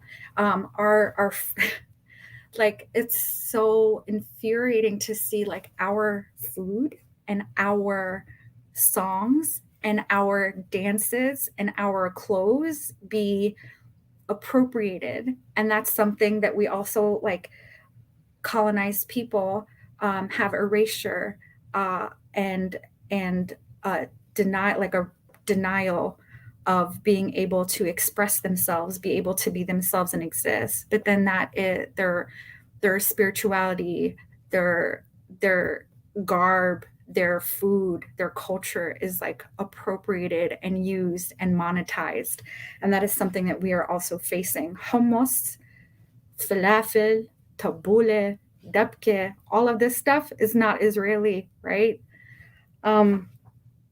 So I talked a little bit about, like, the history. Currently in today's campaigns, there is still much happening. There's still the continual building of settlements, like little colony islands all over the West Bank and within Israel proper, which is what we call the 48 land. We call the 48 land. There's the burning of olive groves and harvests. And these are targeted ways that prevent people from being able to have, like, self-reliance and autonomy. We truly live off of the land. And even, like, for example, if I can give you an anecdote, like the olive harvest, right now it's olive harvest season back home. And there are ceremonies and there are songs, and it's a multi-generational project. And they'll lay huge blankets out under the trees, and the grandmothers will sit and they'll sing songs, and the younger ones go climbing up in the trees. And there are people who climb up in the trees, and they have the people collecting as the olives fall into the blankets that they send out. And it's like a beautiful gathering and a celebration. But then even after the olive harvest, which we live off of the oil and the olives themselves, we save the pits of the olives, and those pits help us survive through the winter. Like, that's just one way. So we take it and we light them up, the pits that are left, and they become hot coals, and we bring them into our homes. And those coals, like, each batch of coal will heat up your house like no other, with a beautiful fragrance for over 24 hours. And so, like, we have, like, stories and ways and natural, and so, like, it's easy for me to say, yeah, like, Israeli settlers, colonizers, like, they come and they burn our olive trees, and they knock down olive trees that are literally thousands of years old. It's not just, oh, they cut down a fruit tree. Like, these these trees are sacred and they are a life source given to us. And there is ceremony and community and time with family that is taken away by this. There is livelihood that is taken away by doing this. So it's more than just cutting a tree, which so there are so many ways that Palestinians are still being attacked. There is outright bullying. There's outright lynching. There's slaughtering of livestock. There's bulldozing of houses. The stories are almost like unbelievable. Like if I didn't come from that land, you couldn't even make this stuff up, right? Like I've personally had relatives that have been burned and beaten and murdered with cigarette butts being put out on them, and like they weren't even recognizable. It was just because of like some things that they had on them that we knew who they were. I've also had cousins that were killed by missiles shot from F-16 fighter jets. And all of this, of course, is paid for with US tax dollars. Over $5 billion a year goes to Israel. And that does not include the regular surpluses that the House and the Senate vote to send, in addition to the standing number of tax dollars that this government sends every year, right? The same government that colonizes Turtle Island pays for and funds the settler colonial project that colonizes my people. And then the US government tries to push itself off as this honest peace broker or mediator between two peoples, as if this is a conflict with two equal parties in a dispute, right? Not an orchestrated and well-armed and funded colonizing force. So I can go on and on about the atrocities that my people face, but I also want to share about things that we as a people have in common that Jerry had referenced like when introducing me, right? So my people, as I talked about earlier, have songs and we have dance that we have been like passed down for many generations, and songs that the young sing to the elders, the food that we have, the generational, like the beauty of just preparing the food, like what goes on behind the scenes in the kitchen, the clothes, the stories that our clothes tell, the tapestries, our homes, our ceremonies, our water, right? We live off the land and we take care of it with the knowledge that our Creator provides, and we always give thanks. And we believe that water is sacred, and purifying that water, and that water is purifying, but that water sources are to be protected from being poisoned and contaminated. That is like something that is strictly forbidden where I come from, and in our spiritual tradition, it is a protected sacred source. And in the fall of 2016, when we heard the call from relatives about things that were happening in North Dakota at Standing Rock, a group of a couple friends and myself, we went. It was like late August, early September in 2016 when we got there. And like Jerry talked about this, I don't even know if y'all gave me an hour, I couldn't even begin to like the similarities that I saw between my people and the folks that I encountered, made my soul shudder. And I called my mom and I was just like, I don't know what to tell. Like, I did not know it was this deep. It was so deep. And I want to tell you something, like, a lot of times you hear like Muslims specifically, like you'll hear the term Allahu Akbar, right? Allahu Akbar. It literally translates into God is greater, right? That Creator is greater than anything that stands before me. Like however big of an obstacle or trial stands before me, Creator is greater. Allahu Akbar. God is greater than this and you and me and everything, right? And it's usually said when someone is in struggle and facing oppression. And it's a reminder to be prayerful and to be in a state of remembrance and to walk in a good way. And when I was standing on that bridge that Sunday night at Standing Rock on the front lines, when I was seeing Morton County Sheriff and DAPL and the mercenaries and whoever else was shooting at people performing like sacred songs in ceremony, people who were standing on the front lines in a nonviolent, prayerful way, and shooting water cannons at people in the Black Dakota night when it was like 10 degrees outside. I heard people saying, stay prayerful. Remember why you're here. Stay prayerful. And that's something that I heard throughout the time. And it was just like, I was home. Yeah. So many things about that time there, like the healing, the elders, the art, again, the community and generations that were in the kitchens, just seeing the sacredness and the beauty and the potential in our babies. I could go on and on and on, but it just completely floored me. And I'm going to get into, like, I've talked a lot about,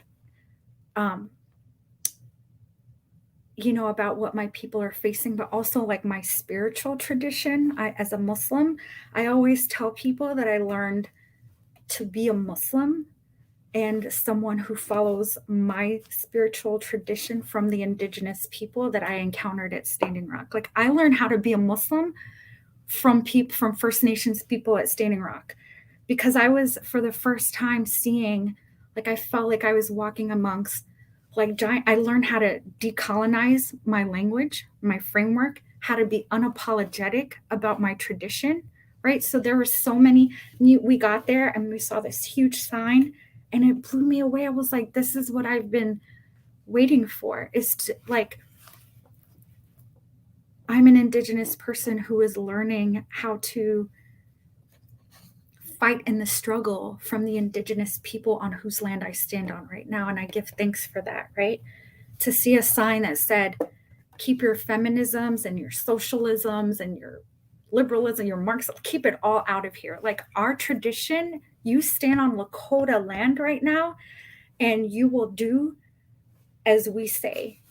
And our tradition is enough. And if there is something that we need to address, we will address it, leveraging our tradition and in our ways and in our paradigms and our historical context. Do not bring your historical context and frameworks and use it to try to unpack and dismantle our people. And I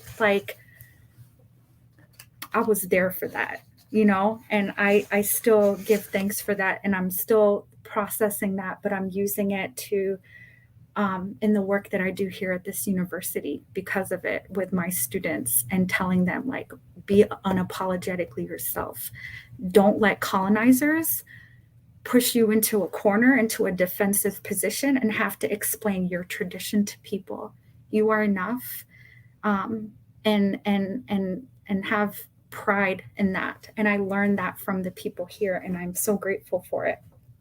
So, to continue on the path, the vein that is my spiritual tradition, it took me a while to work through these insecurities, right? And growing up in a society that systematically oppresses our peoples, right? That views my spiritual community, my religious tradition and faith, through a very like colonialist, orientalist lens. And growing up in a world where colonialism has wreaked havoc on much of the world, that even many Muslims, unfortunately, understand Islam through that colonialist lens.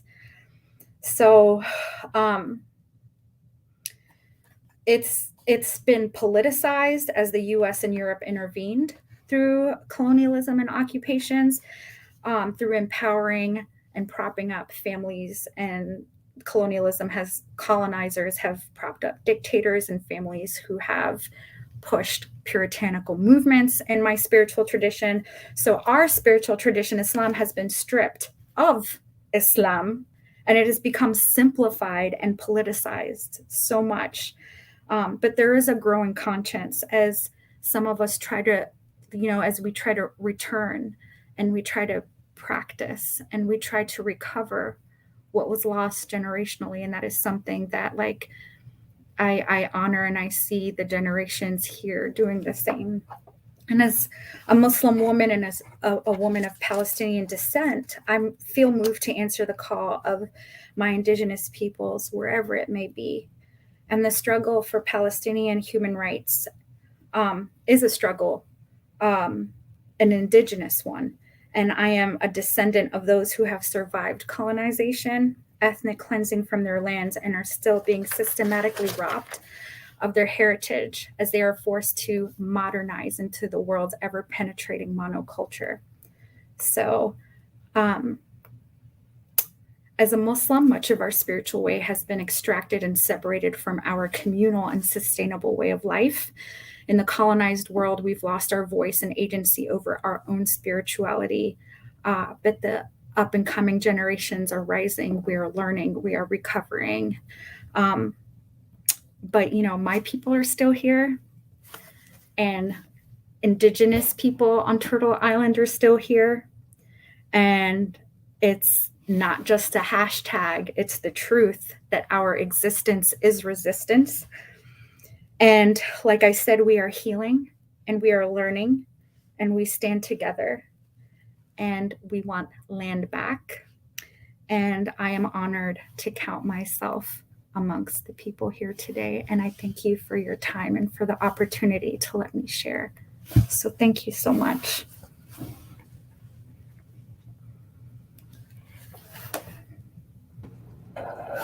Thank you so much, Tala.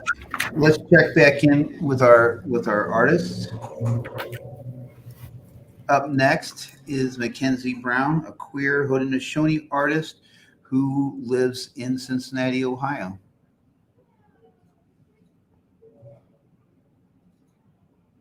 Hi, I'm Mackenzie. I am Kanyankahaga. I am a recent graduate from Ohio State, and I am a part-time artist but full-time environmentalist, and I hope to heal some of the scars on Turtle Island that colonialism has brought about. So that's a synopsis of me. Mackenzie, thanks for being with us. So what are the big takeaways from your pieces in the show? I think the biggest takeaway would be, if I could sum it up in one word, would be resiliency. So both of my pieces focus around the residential school children that have been found. Our ancestors and our elders have been saying for generations that these children are here, these burial sites are on the grounds of these residential schools, but the governments of Canada and the United States just haven't bothered to look for them. And as we unearth these mass graves, really, it also unearths a lot of trauma that people who are survivors of residential schools or children of people that have gone to residential schools, it's brought that up with these children. And so my pieces focus on the resiliency of Indigenous people on Turtle Island. It's very important. What advice would you give to people just starting to be? I would say, first rule is don't crowd your beads. I do that so much, and it is so hard to come back from making that mistake. If you add too many beads, you can't pull the needle back through, so you really have to measure out if it's a tight space before you stick the needle back through the other side. The other thing is to be gentle with yourself, because you're not a machine. So there's going to be little gaps and spaces, and sometimes it's hard to step away from wanting it to be perfect and exactly how you have it imagined in your mind. But it's important that you're not striving for something that's unrealistic. And at the end of the day, I think the little things that you might see as an imperfection, they're what makes your piece unique. But if it's perfect, is it really art? That's a good question. I would say no.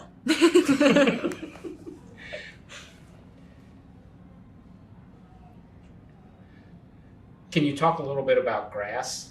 And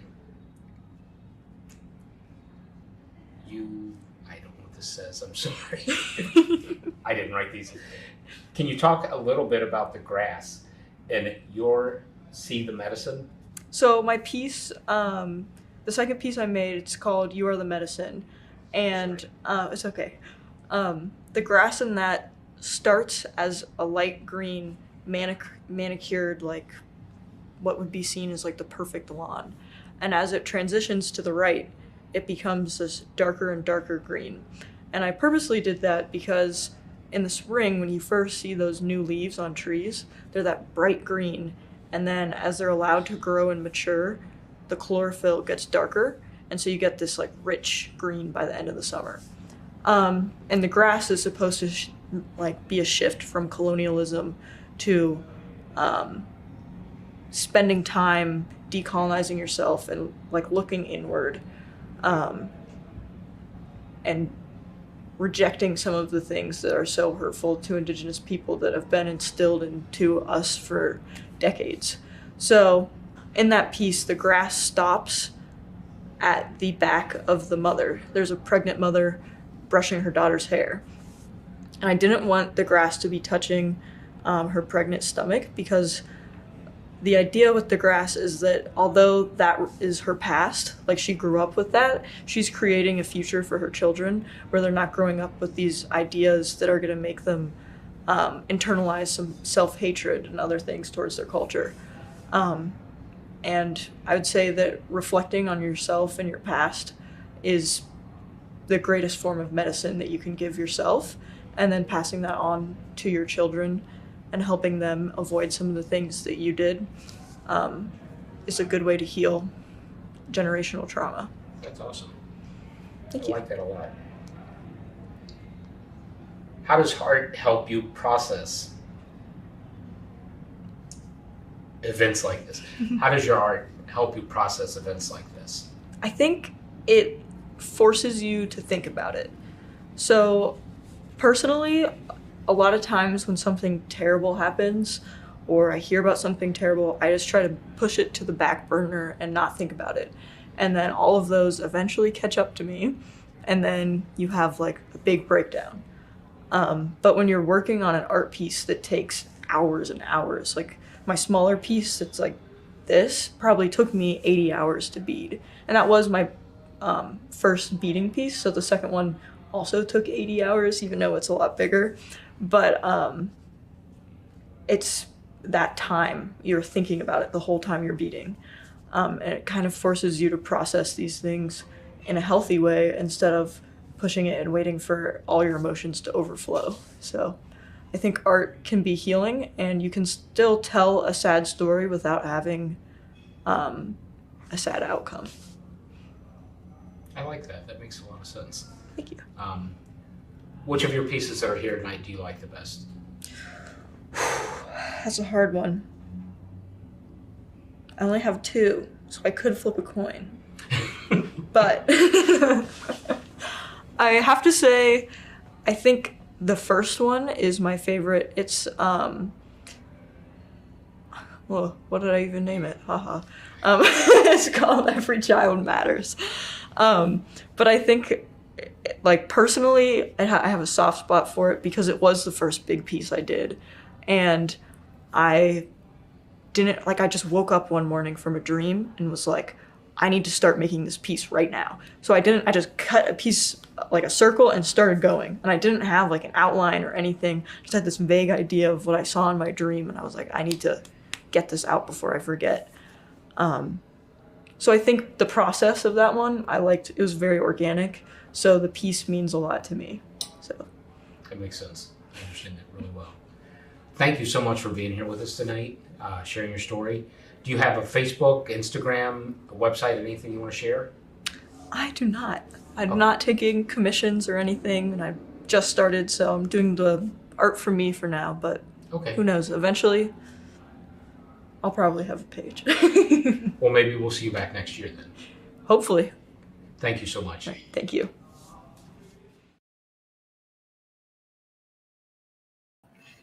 All right, and we're back. I got Irene Bedard with me here. We're just hanging out. We're trying to see how much coffee we can consume in one weekend, trying to set a record. So, hey, just really quick, the art show.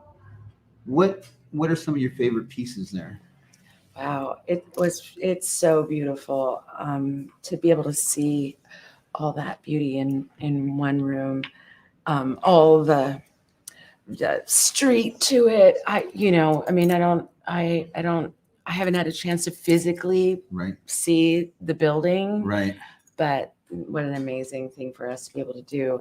And what I love about the whole show, because we have our ancestors, our traditions, and we have that rich fabric, and those paints and those and those songs and stories that we can pull from, that we can lift up, bring it into its full beauty, but from this perspective of now, and from the perspective of seeing what can come, that creative force that we all have.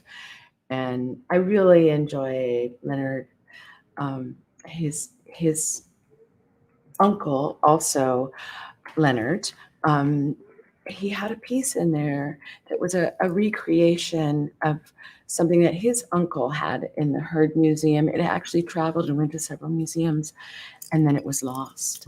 And so there's this tradition of them as their art tradition, but the fact that he then was able to recreate it from his own perspective, from being his descendant. And I think that really speaks to, I think, the whole of what we're seeing at the gallery here. Yeah, and I think, I look at Larkin's piece, and Larkin, his art, his photography, is when you look at the detail, and it's very large pieces. When you look at the detail and the focus on his nature photography, is amazing. The Guatemalan pieces, the Mayan textile pieces are amazing. The embroidery in them was so detailed. And here was something that we noticed, and I don't know if you caught this before, but there is a Mayan textile piece that every part of it is hand embroidered. It's so detailed, and the colors in it are amazing. And if you get really close to it, they're little tiny birds. Every little embroidered piece is a little bird. And I keep thinking, this person, and I don't know this, but when I saw it, I was thinking it's the same as like all of those ancestors that are, that are present, and as you're embroidering each thing, and even if when you're making prayer ties, how each prayer tie you make is a prayer. And that's what that reminded me. I was thinking this artist embroidered every one of these little birds, what they must have been thinking about, and what those ancestors and those spirits that were standing behind them as they were embroidering, what they were saying to them, what gave them the vision to do that. And speaking of vision, I think it's amazing. We had two different artists. Well, we had a speaker and we had an artist, and both of them were really into the skateboard scene. And that's very contemporary. And a lot of times we get into these conversations where we get stuck on this path that just continues to talk about the past. It continues to talk about the history, and is supposed to be a celebration as well. And I think it's important. I think it's great when we have these indigenous people that are trying to create something better for the youth, create these skate parks, build skateboards, put art on skateboard decks. It's really cool. Well, and the Dene I have this kind of when I learned about the walk-in beauty and what that really entailed for the Dene, for the Navajo people. It's a philosophy because we all, as tribal people, are things that we need, are utilitarian things. But the Inupiaq, we would carve our boats on the bottom for the whales, just beautiful carvings, so that we could give thanks in a way to uplift the beauty of the fact that the whale was giving its life so that the people may live. And also when you think about the walk-in beauty and how the Dene women, they as they're weaving, they're praying, and they always put in a mistake because we're all perfect in our imperfections, or nothing is as perfect as what the Creator has made. Right. So we were really lucky. We had a tremendous amount of art that we were able to show. I shouldn't say tremendous amount. For the space that we had a lot of art, and that was something that 21C was able to provide for us. They've given us the space to have the exhibit. They've given us a conference room. They've given us a place, for the studio that we set up. They've been a really great partner. And someone we didn't have a chance to talk about as much as we should have possibly was the Native American Ministry Council. And the fact that the Episcopal Church that's here in Cincinnati, they help out a great deal with the Dene people in Deneta out west. And the Episcopal Church in Standing Rock, they were one of the clergy there. They burned copies of the Doctrine of Discovery in Ochedi-Shikoan camp. And they went to the front lines and they got arrested. And, churches are talking about imperfection. Churches and Catholicism and Christianity and everything has its place in the brutal history of Indigenous people. I think that there are some clergy and some churches that are trying to find a way to make that to change. And here in Cincinnati, the Episcopal Church, they've done everything they can to give us the space to talk. They've brought in speakers, Dene speakers, who have said there is no reconciliation with the church.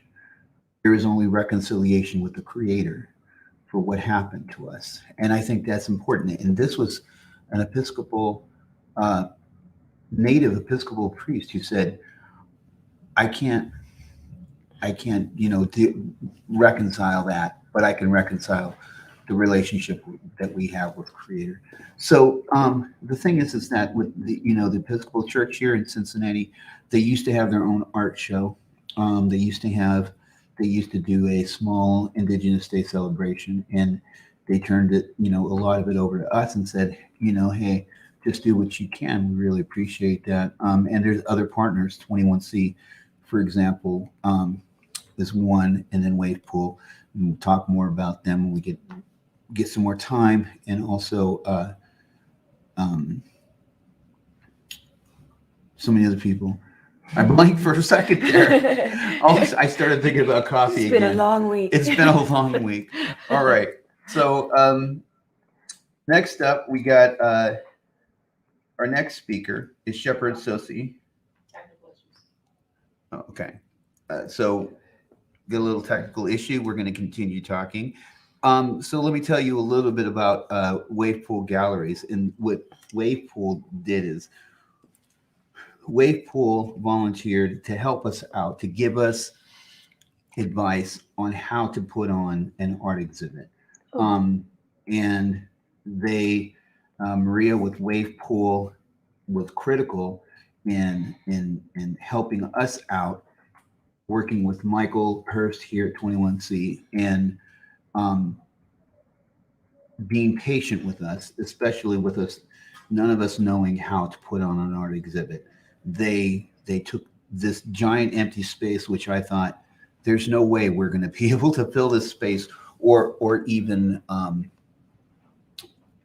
create a space that looked as professional as the rest of the museum here at 21C. And they did it. They created a very professional, a beautiful exhibit, you know, and it was amazing. So you can still see it today. Yeah, you can still see it today. One of the other things that we haven't had a chance to talk about is that tomorrow at Hoffner Park in Northside in Cincinnati, we are going to have our Indigenous Peoples Day potluck. You can bring a dish, you can come out, you can meet you know, some of the folks that are here. You might be able to meet some of the artists, some of the speakers. Yeah, this started before Indigenous Peoples Day here in Cincinnati existed, when we very first started to do, started to push to abolish Columbus Day. The first vote that we had at City Council, when they didn't pass Indigenous Peoples Day. And Golden, she said, you know what, why are we waiting for, you know, the government to tell us when we can and when we can't celebrate Indigenous Peoples Day? We can celebrate Indigenous Peoples Day whenever we want. And so she cooked up some chili, she cooked up some she made some fry bread, she invited some people and said, hey, let's go meet at Hoffner Park. And that was the first Indigenous Peoples Day potluck that happened in Hoffner Park. And I think there was like maybe 15 people there. And we continue to have it every year except for last year because of COVID. And so this year, I think it's appropriate that we continue to have it at Hoffner Park. So that's going to be tomorrow. I believe it starts about 6 o'clock. Bring a dish, bring something to drink, bring your mask. COVID's still out there. And you can't see right now, but our entire crew and the film crew and everyone is all wearing masks. We just took off our masks in order to speak right now. COVID's still out there and it's still affecting us too. So,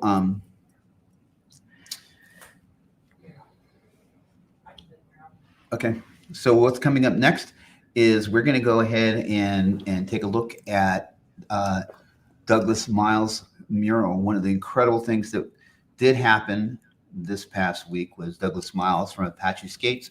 He bought his daughter Becca, who is also an incredible artist in her own right. They came out and they painted a mural on the front of the GCNAC office.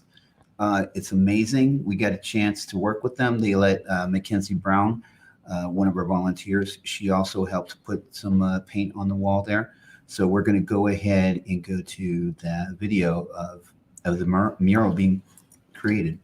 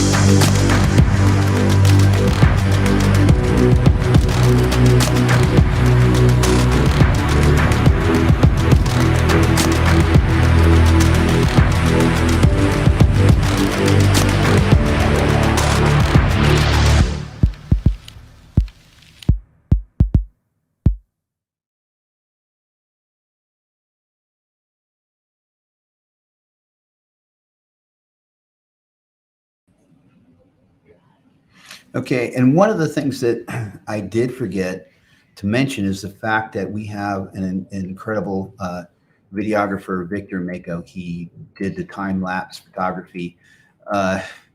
on little to no sleep. He came up here, drove 16 hours, and set up the camera to do the time lapse, and then fell asleep on the couch and basically just manned the equipment so that the time lapse could happen. He captured a lot of incredible footage, and I really appreciate him coming out. And so yeah, that was Victor's work right there. We were able to secure some other equipment, and we're going to go ahead and bring in Shepherd Tsotsi now. Our next speaker, Shepherd Tsotsi, is a researcher and writer. Their recent work centers on the health of Indigenous communities. Today, Shepherd will speak on their process of researching their gender within the archival records and the ramifications of such a discovery. Welcome, Shepherd. Thank you so much. And I don't know if someone can let me know if they can hear me okay. I've had some audio-visual difficulties. Thank you, Mercury in retrograde. Excellent. Everyone can see me and hear me. This is perfect. So I'm not presenting on my phone. I'm using my phone, but I'm going to read to you what I have written for today's presentation. And thank you, Jerry Neary, for the introduction. I really appreciate it. What an honor to be introduced by the GCNA's executive director. And thank you to all of the other folks at the GCNA who put this amazing convergence together for the weekend. There's been a really great collection of artists and speakers presenting their work, and I'm inspired by all of it. Thank you so much for all of your amazing work, everyone. And just like Jerry said, my name is Shepherd Tsotsi Yat'e Ahiahet Nsago for coming to my talk today. I know it's Sunday is the last day of the convergence, so I appreciate you being here. I am an independent researcher and writer, but before that I was an academic librarian, and I learned how to do archival practice on the job as well. So I've been doing this work for a little over 10 years. And I became interested in the scraps of the archive, and the title of the paper that I'm working on right now is Power in the Scraps, Decolonization, Gender, and the Archive. And that's what I'll be presenting on today. And it really talks about this whole process of my decolonizing my own conception of gender. We presented and offered up the gender binary, but for Native peoples, actually for all peoples, the gender binary is actually false. There hasn't ever been a gender binary. We've just sort of been asked to fit into two genders by many different systems, but one of them, most importantly, is capitalism. So while I was doing my own research into my own gender, my tribe's history, I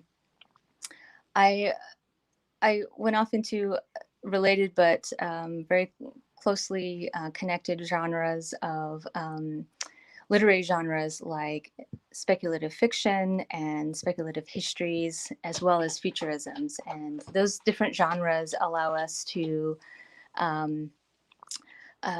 dream of better or dream of different worlds that we can live in that are indigenized and decolonized. And so I became very interested in this kind of work almost from the get-go when I first started working in libraries almost over 10 years ago. But I've really leaned into speculative history as a genre that I want to use in my own work in discovering not only my past as a gender non-binary person, but also as a colonized, coming from a descendant of colonized peoples. And so speculative history is a little bit different than things like sci-fi or futurisms in that it allows for us to look back, to dream of or vision a future for ourselves. And so that's why I'm so drawn to it. And it kind of lent to my interest that I already had in the archival record, in the historical record, as well as the narratives that we tell ourselves and tell others about who we are. I'm really interested in the Indigenous intervention into those narratives as well. And so this is all tied, very closely related work that I've been doing over the years. And to pay the bills, I actually do research within Indian country. Right now I'm working with the Cree Nation, as well as the White Mountain Apache tribe, as well as other Indigenous nations on their projects that include health and wellness within Indigenous communities and health disparities to go along with that as well. I live and work in North Carolina with my wife and our 6 cats. My wife is actually an amazing archivist in her own right, and we've spent many a time talking about these concepts, and especially how archival work can be utilized in the process of decolonization and indigenization, and that's also what I'll talk about today.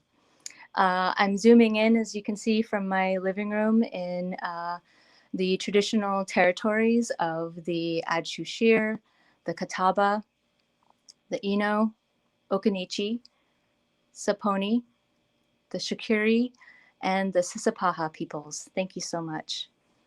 All right, and we'll get started on my presentation here.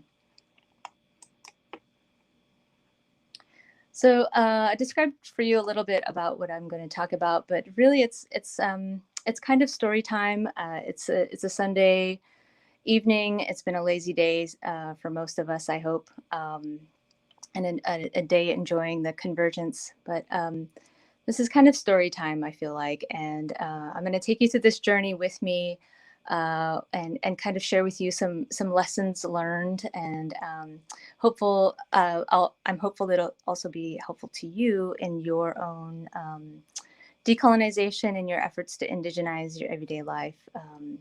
You can do that in many different aspects of your life. This is just one of them, and this is just one that's close to my heart. I get to decolonize using the archival record, and I already work very closely with archival documents and such, so this is really a win-win for me.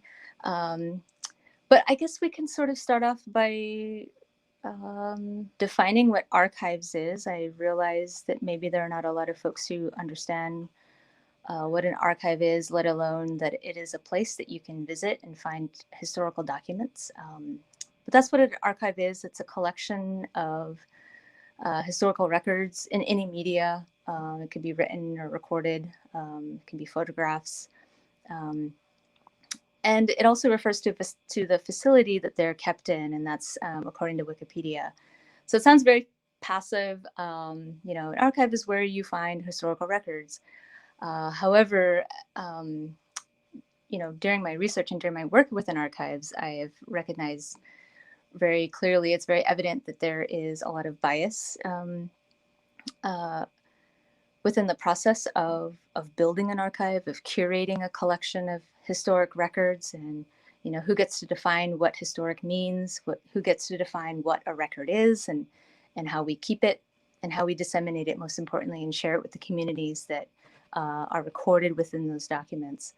And so these are the things that I've been talking about and thinking about a lot with other archival professionals, and 2 of which I'll be presenting with tomorrow, actually. I'll give some information about that later on, but the archival record is a really interesting concept within the context of decolonizing your thinking if you're a Native person, or even protecting your rights as a Native person as well within the US. And I'll show you how different scholars have been using the archival record not only to protect themselves and their rights to land and water, but also to, like I was mentioning earlier, to vision and dream of future lives where we can be liberated from any and all systems of oppression. And that's one of the most exciting things to me about this work. And but let's get back to what I was going to talk about. So I want to take you on this process that I went on, learning about myself and the gender system for the Navajo. I am Navajo. I identify as non-binary, or the Navajo word for the third gender is Dilba, and that's what I identify. I don't identify as Two-Spirit. However, that term and other terminology has shown up a lot in my work, and I do rely on that terminology as well. But since we're talking about how I came about my gender identity and learning more about my gender, and therefore decolonizing my ideas around gender and even language, we'll rely closely on how I discuss gender within the binary system. So, like I was mentioning before, I went on several different sort of related tracks around gender. Not only was I learning about how gender was being offered to us within Western cultural learning institutions like schools and boarding schools, we were always being taught that it was a binary, and so we had to fit into that, assimilate into that understanding of what gender is. And gender is very closely tied within that system to sexuality as well. So if you're a girl, then you're attracted to boys. If you're a boy, you're vice versa. But through my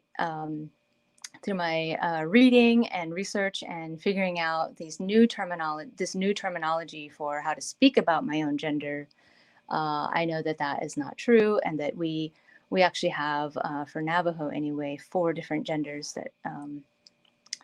that folks who identify as and also fill roles within the community as those genders. And during my time researching, I came across a dissertation by Dr. Wesley Thomas, who is Navajo and identifies, I believe, as Nagle, which is the Navajo third gender. And they write about their experience as a Nagle man learning about the ethnographic record and how the ethnographic record has recorded Nagle or anyone outside of the binary system as basically throwaway people. They were, genocide was enacted on these peoples in Spanish colonial times in California, and I'll talk a little bit more about that in a few minutes. But so Wesley Thomas talks about unearthing more information, ethnographic information about the Navajo gender system, which does not rely on 2 genders, it relies on 4. So the more I read about this and learned about different terminology like Two-Spirit, I learned more about what Dilba means and what their roles are in the community. So I was using this new terminology and new language that I was learning to come up with questions that I could further ask people in either my community or people that I trusted about the gender system, because I know that was something that we didn't normally talk about at home. And so I knew I was kind of in this gray area where, I could pretend to be the, a learner and say, well, I don't know about this, so but I want to ask this question. And so I think when you're a learner and coming at a topic that might be taboo, it might be easier to broach those topics if you're coming at it with questions and wanting to know more. So I did that, and I was fortunate enough to not only, able to access this work online, but also to I had access to folks who identified as at least queer and who are both Navajo, and so I had the privilege to have a conversation with them, where I asked these questions that I formulated from my reading and my research and learning this new terminology. And I learned in that conversation with my friends Nate and Lincia that I don't have to fit into the binary. I can be your auntie, or I can be your uncle. Whatever the situation calls for, I can be that because I have the capacity and I have the knowledge, because I am Two-Spirit, or I am Dilba, or I am Nagle. So I have that capacity to carry those teachings and skills that come from both genders. So, so that again, I'm decolonizing on a pretty high level at that moment, and I felt pretty awesome with my process. And but I wanted to seek out other ways that I could be in community with other researchers who were doing this kind of research, and at least I could be also, and more importantly, probably be in community with other Navajos who identify as two-spirit or non-binary or any of the one genders. And so I ran across this book called Research is Ceremony, and Sean Wilson wrote this book in 2015, I believe. Really amazing work. Has anyone read it? I'm sure people have. But that further informed my work and process as I was continuing to decolonize my thinking around gender. And Sean Wilson's work in Research is Ceremony is essentially, he's putting out a guide for indigenizing how research is done within specifically institutional contexts. So for example, he's saying that ethnographies can be done differently, or data can be collected more indigenously if we take to his guide.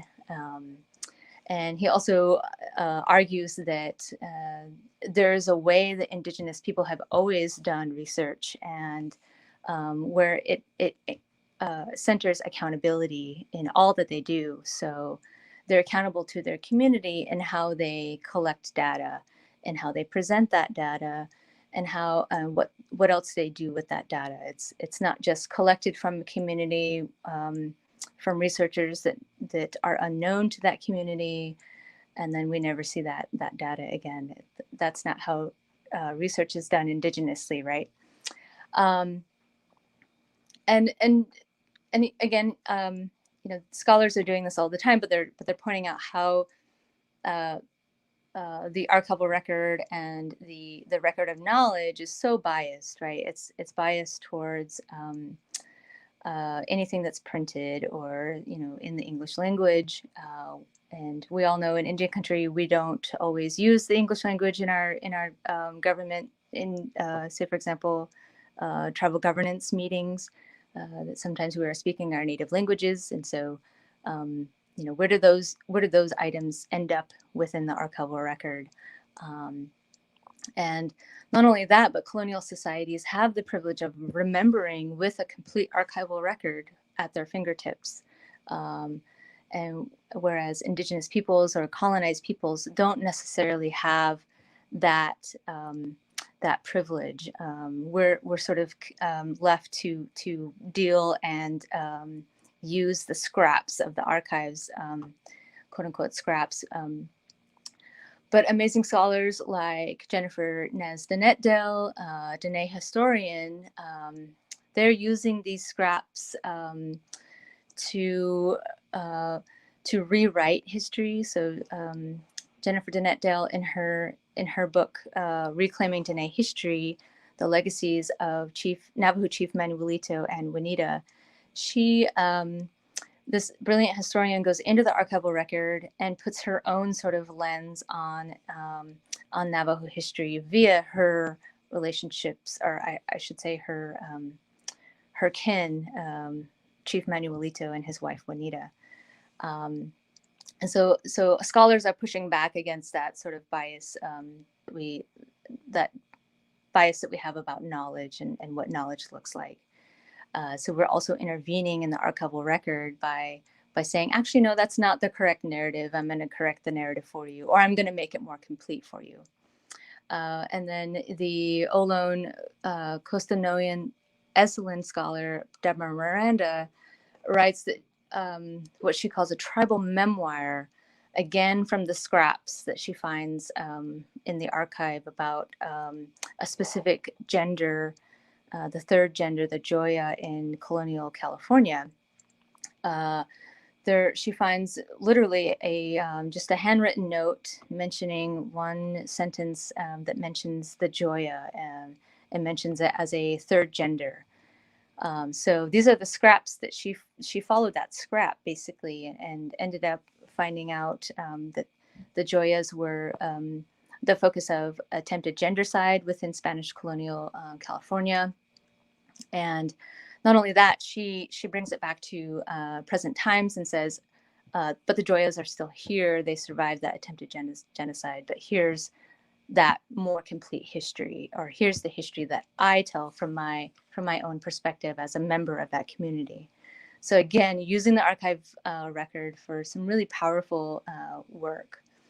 And there's also other amazing scholars. One of them is one of my favorites, Sadaya Hartman, who urges her readers to enact a critical fabulation, or kind of a means of piecing together our histories and experiences with colonization with those scraps, using those scraps that we find in the archive.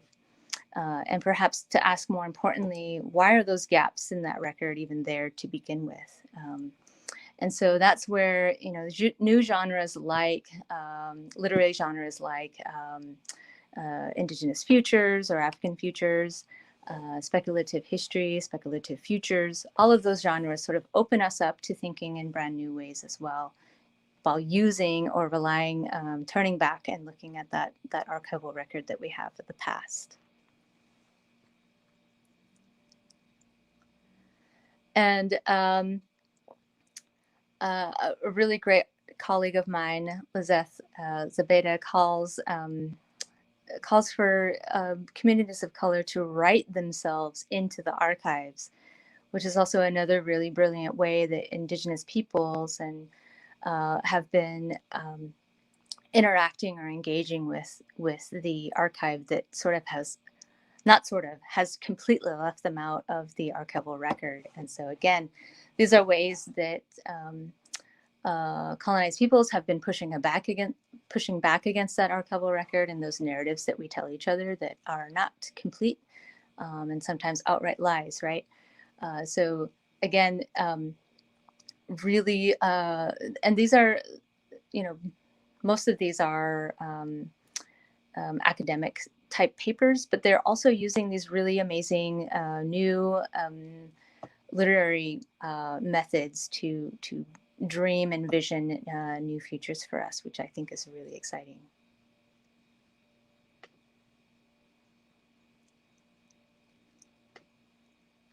One moment while I arrange my slides. And we also, you know, while we're finding these new ways to interrogate the narratives, to intervene and to interject ourselves into those narratives and to make them more complete and more true, there's still this active silencing of the past as well. And we see that in school boards in certain red states in this country who are refusing to teach Indigenous history or to even mention educational theories like critical race theory. So you have that on one hand where you have a silencing of the past and you have a silencing of complete, you know, experience of peoples. And meanwhile, we have, you know, endemic cases or occurrences of missing and murdered Indigenous women, and, you know, poisonous pipelines being built through native lands. So we have these things happening where you know, in the educational system as it is now, and even how it was for me when I was in public school. I'm going to date myself in the 80s. You know, we were taught that, you know, the only time that natives were in existence was during No Thanks, No Giving or Thanksgiving. And, you know, our place in the history of this place is largely silenced. And because of that, we've been othered. And you know, been made easy targets for these occurrences of things like missing and murdered Indigenous women, these instances of environmental racism, and just outright land theft. So you know, there are many things that we can do. You don't have to go into the archival record to sort of to know these things, but it is helpful to go where the records are, to know where those records are. And while there's a lot located on online, there's many more things that are only available in print, unfortunately. But I have put together a quick list of all of the places that I have gone that really that have been really helpful, and the GCNA website is one of them. The folks at GCNA have put together things called toolkits that can help you, amongst many other things. One of them is how to indigenize your daily life, which I think is really great. There's also the Avalon Project, which has digitized treaties between the U.S. federal government and Native tribes within the continental U.S. So you can go on that website and see any and all of those. But also there are other really great websites that have great resource pages, like the Red Nation. They have a great reading list. So does the GCNA. They have a great reading list and resources. But that's basically my journey in a nutshell. I really hope that helped you sort of understand kind of the nature of the archive and how the information and the ways in which an archive is made and operates are, there's all of these different ways that Indigenous peoples can intervene in those processes. Shepherd, can you hear me okay? I can, thank you. I'm so glad that you were able to join us again this year. And the type of research and the work that you're doing is tremendously important. Where do you see this kind of work lending more to the decolonial process? Yeah, that's a really great question, and I've been trying to think of sort of the less obvious ways that that archives can be utilized in a process like this. Certainly, learning more about your history and sort of how things became the way they are. I think when we learn more about those processes, especially how racism and misogyny, all kinds of other oppressive systems actually do influence policy in major ways. That's one sort of obvious way that you can sort of learn about and decolonize your thinking about like any and all Native policy in this country.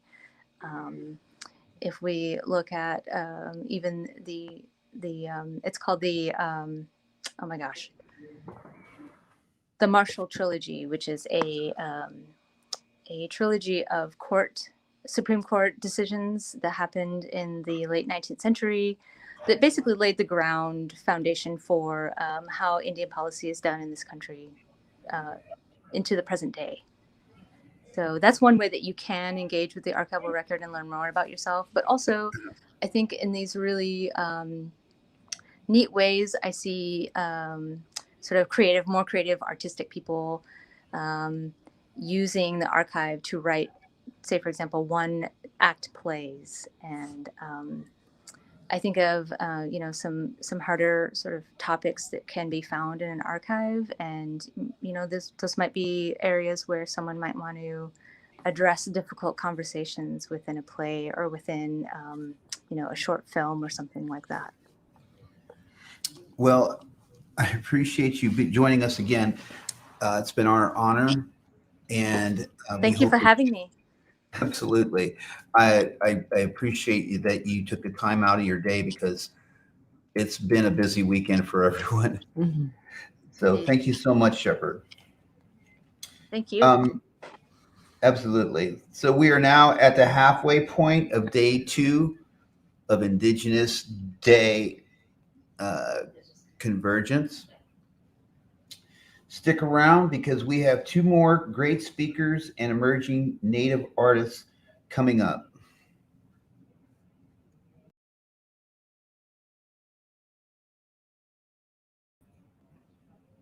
Let's meet our next artist, Larkin Four-Killer.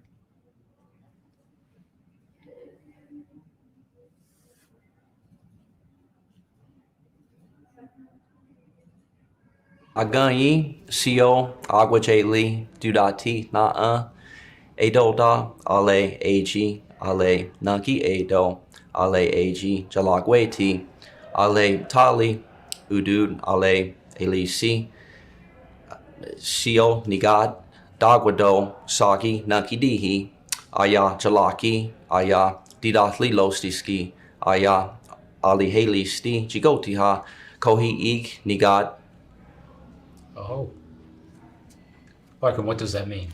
Well, basically, it just means hello to my family, hello to everyone that's watching, and my name, and that I'm Cherokee, that I'm a photographer, and that I'm happy to see everyone, basically. Great. Thank you. Which is truly from the heart. Talking to Larkin Four-Killer. So can you tell us about your profession? Yes, I am a professional nature and wildlife photographer. And so what I do is I travel the United States and I take pictures of, it could be eagle, bison, waterfalls, national parks, landscapes, birds, you name it. Basically, I photograph it, and that's what I do. I also do, I'm a keynote speaker in topics like indigenous culture, Cherokee, also nature and wildlife, like with preservation and just an awareness of it. And then also teaching photography. Oh, that's awesome. Those are a few things. Yeah. Yes. That's very cool. The full plate. Uh-huh. Can you tell me about the work you brought to the event? Yes, I brought 3 very large pieces. They're called my Master Signature Series. And when I was approached by the director for this event, he had mentioned to bring 3 of your biggest pieces, or your best pieces. And I just thought it was very fitting because I had 3 already framed that I was ready to start displaying. And it just worked out perfect. But one of them is a 16 by 24 hummingbird. One of them is a 20 by 30 bison, and another one is a 24 by 36 eagle. And that's just the dimension or the size of the photograph, plus a large mat and plus a very large thick frame. And they're just meant to be, they're my most exclusive artwork pieces. And I wanted to, and they're the only ones that are signed, and they're called my Master Signature Series. And they're amazing. The bison's my favorite, but probably people don't care about that. Yeah. How do you take a great picture? A lot of times people will say, and I'm never offended by what people say, or, it's just thoughts that I keep in my head, and then I learn how to maybe explain it better, at this occasion or at another occasion. But a lot of times, people see my photography, it's professional photography. I'm a professional photographer. But a lot of times they may say something like, man, you must have a good camera. And really that's great. But a funny story is I don't know if it's funny or not, but when I first got my camera, me and my dad, we were spending time together. And I had just got this brand new camera, professional camera, right? And so I turned it on. I thought I turned it on and I'm ready to take a picture. And I couldn't even take a picture. And so I am like, the professional here wanting to start my professional career, and I couldn't even turn it on, much less take a picture. And I knew things like aperture and like ISO and exposure and things like that, but it just goes to show that it isn't about just opening a camera and taking a picture. So, one of the things is like you have to understand aperture. An aperture, you can go minimum, you can go high, and it can do things like blur the background or make things crystal clear. Shutter speed can make things really sharp. Like if you're filming an eagle that's flying, that's different than if you're just photographing a still person like yourself. And then maybe another thing is lighting, ISO. So you have to know your settings. That can go low to high, maybe 100 to 6,000, and that just puts light on a person. If you want a lower setting, as far as like if something's really dark, then you want a high setting because that ISO, it brings light. And just like if you're in a very lighted area, you want to bring that number down. So it's just things like that, technical names and things like that, right, that you have to understand and take a great picture. Okay, that makes sense. What does this event mean to you? Well, it's that would be like a long answer. And so, but just basically being indigenous being Native American, it means everything, because you see your people and you see not just your tribe, but you see other tribes. And there are so many tribes in the United States of America, in Canada. We were the United States and up into Canada. And so when you see your people, it's not just about tribe, but it's such a, I'm not going to get emotional on camera, but it can be, is to where it's like, wow, we are here. Wow. Just so many things about it. The culture, you have different dress, you have a lot of different things about each culture, but it makes us so unique. And the fact that we are still here, and the fact that we can be educated, and the fact that we can, there's so much that we can do, so much that we have done, and so much that we can do, and to understand how to process that and to make those things happen, because everyone is special in this life.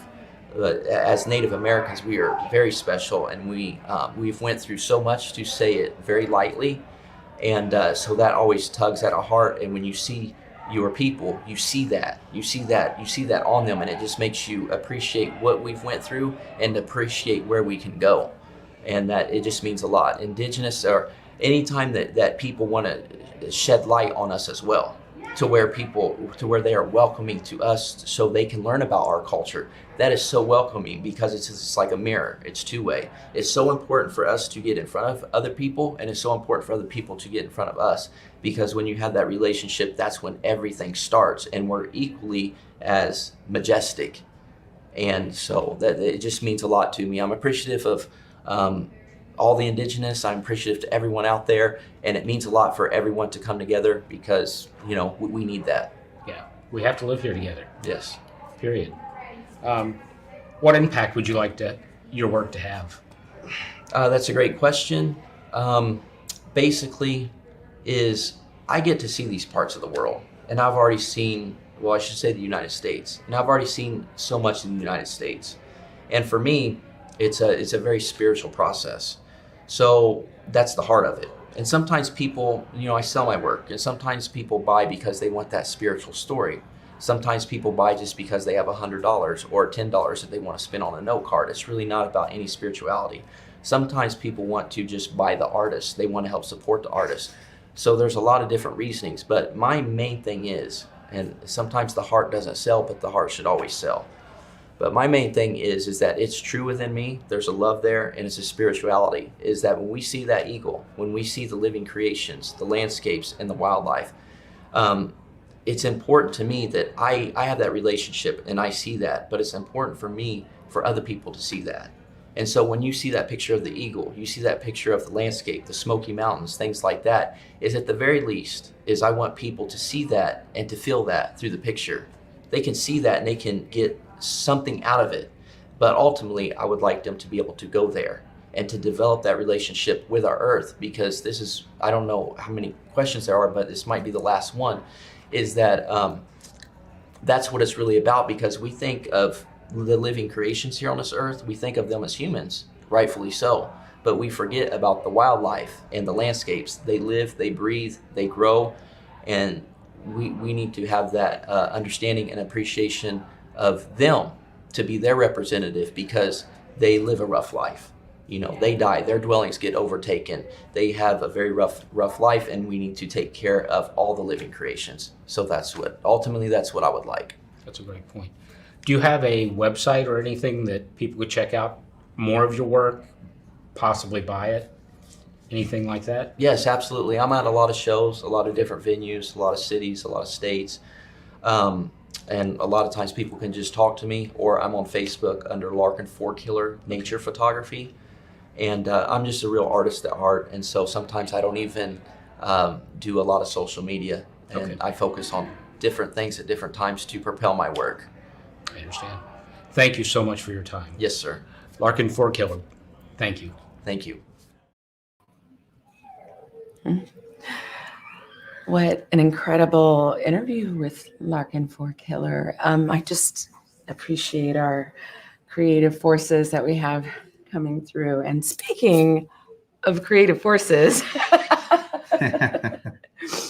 we are all excited here at GCNAC at Indigenous Peoples Day Convergence to introduce our next speaker, Haudenosaunee and Cayuga actor and musician. You likely know him from his role as Nobody, one of my favorites. Yeah. Nobody is every one of us. Right.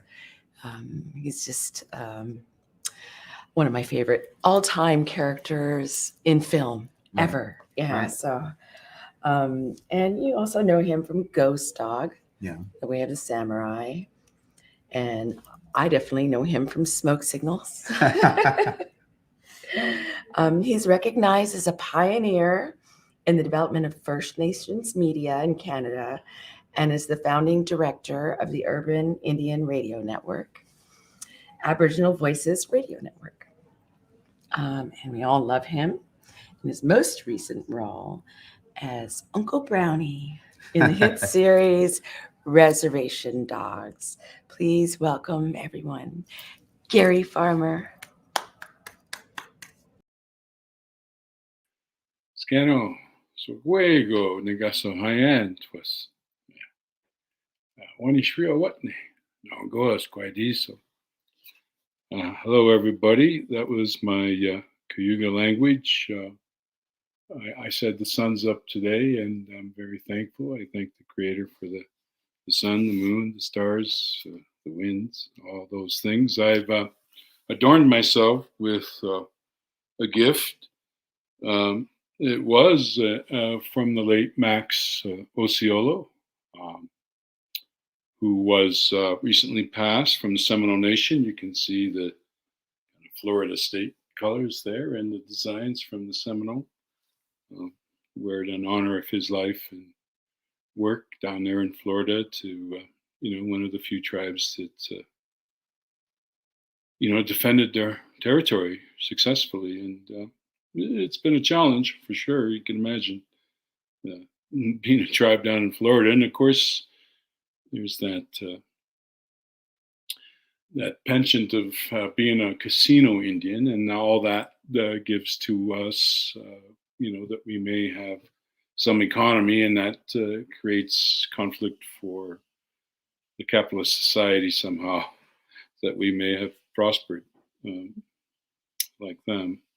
But I did want to recognize, and I'm on the lands of the Pueblo here in New Mexico, coming to you today from Santa Fe, New Mexico, the original territories, and still very powerful Pueblo people here in Santa Fe, New Mexico. I also wanted to acknowledge the Greater Cincinnati Native American Coalition, of course, Irene and all the friends there that keep this event going over the last few years and are making that transition to having, city recognition and such. The city of Cincinnati sits on the traditional homelands of the Shawnees or Shawnee, the Potawatomi, and the Anishinaabe, along with the Ottawa, which makes up the Three Fires Society, an older tribe called Masopelia. I'm going to talk more about the history of down there. The Kickapoo, the Wyandot, the Delaware, or otherwise known as the Lenape, the Senecas, which are part of my Haudenosaunee relatives, as well as the Tutelos, and the Miami. It's astounding. The territory you live on is profound. It's one of the oldest standing communities on that mountain there by Shawnee Lookout Park. It's about 30 miles northwest of you from Cincinnati downtown, not very far. But of course, all of these tribes have, since time immemorial, have deep connections to the land and have made significant contributions to the broader community statewide. We honor the land itself and those who remain stewards of this land throughout the coming generations. I did a little research. It's my nature to kind of do a little research, and of course my own history, which I brought with me today. Here's a little song I'm going to just put on. Yeah. That's the alligator dance, and that's from my social dance songs #2, probably produced in the 70s. A lot of these singers and dancers are gone now. But this culture remains alive. We spend much of our time expressing culture in this longhouse. If you're there, we still have longhouse culture very strong on my Six Nations community, about 65 miles southwest of Toronto. These are more social dances for everyone. We used to have a lot of social dance teams go around. And here's the drum. Dan can get some for you. You can see it's called a water drum. And if you put the water on it some more, it'll deepen the tones down. That was fun. And many of our people dancing to these songs can dress like this. Yeah, alligator dance. It's a very movement-based dance. They do circle in partners and stuff. It's a wonderful dance. And here's the boy with his gastoa on. We wear gastoas in the longhouse, and for social dance ceremonies and for gatherings. Yeah.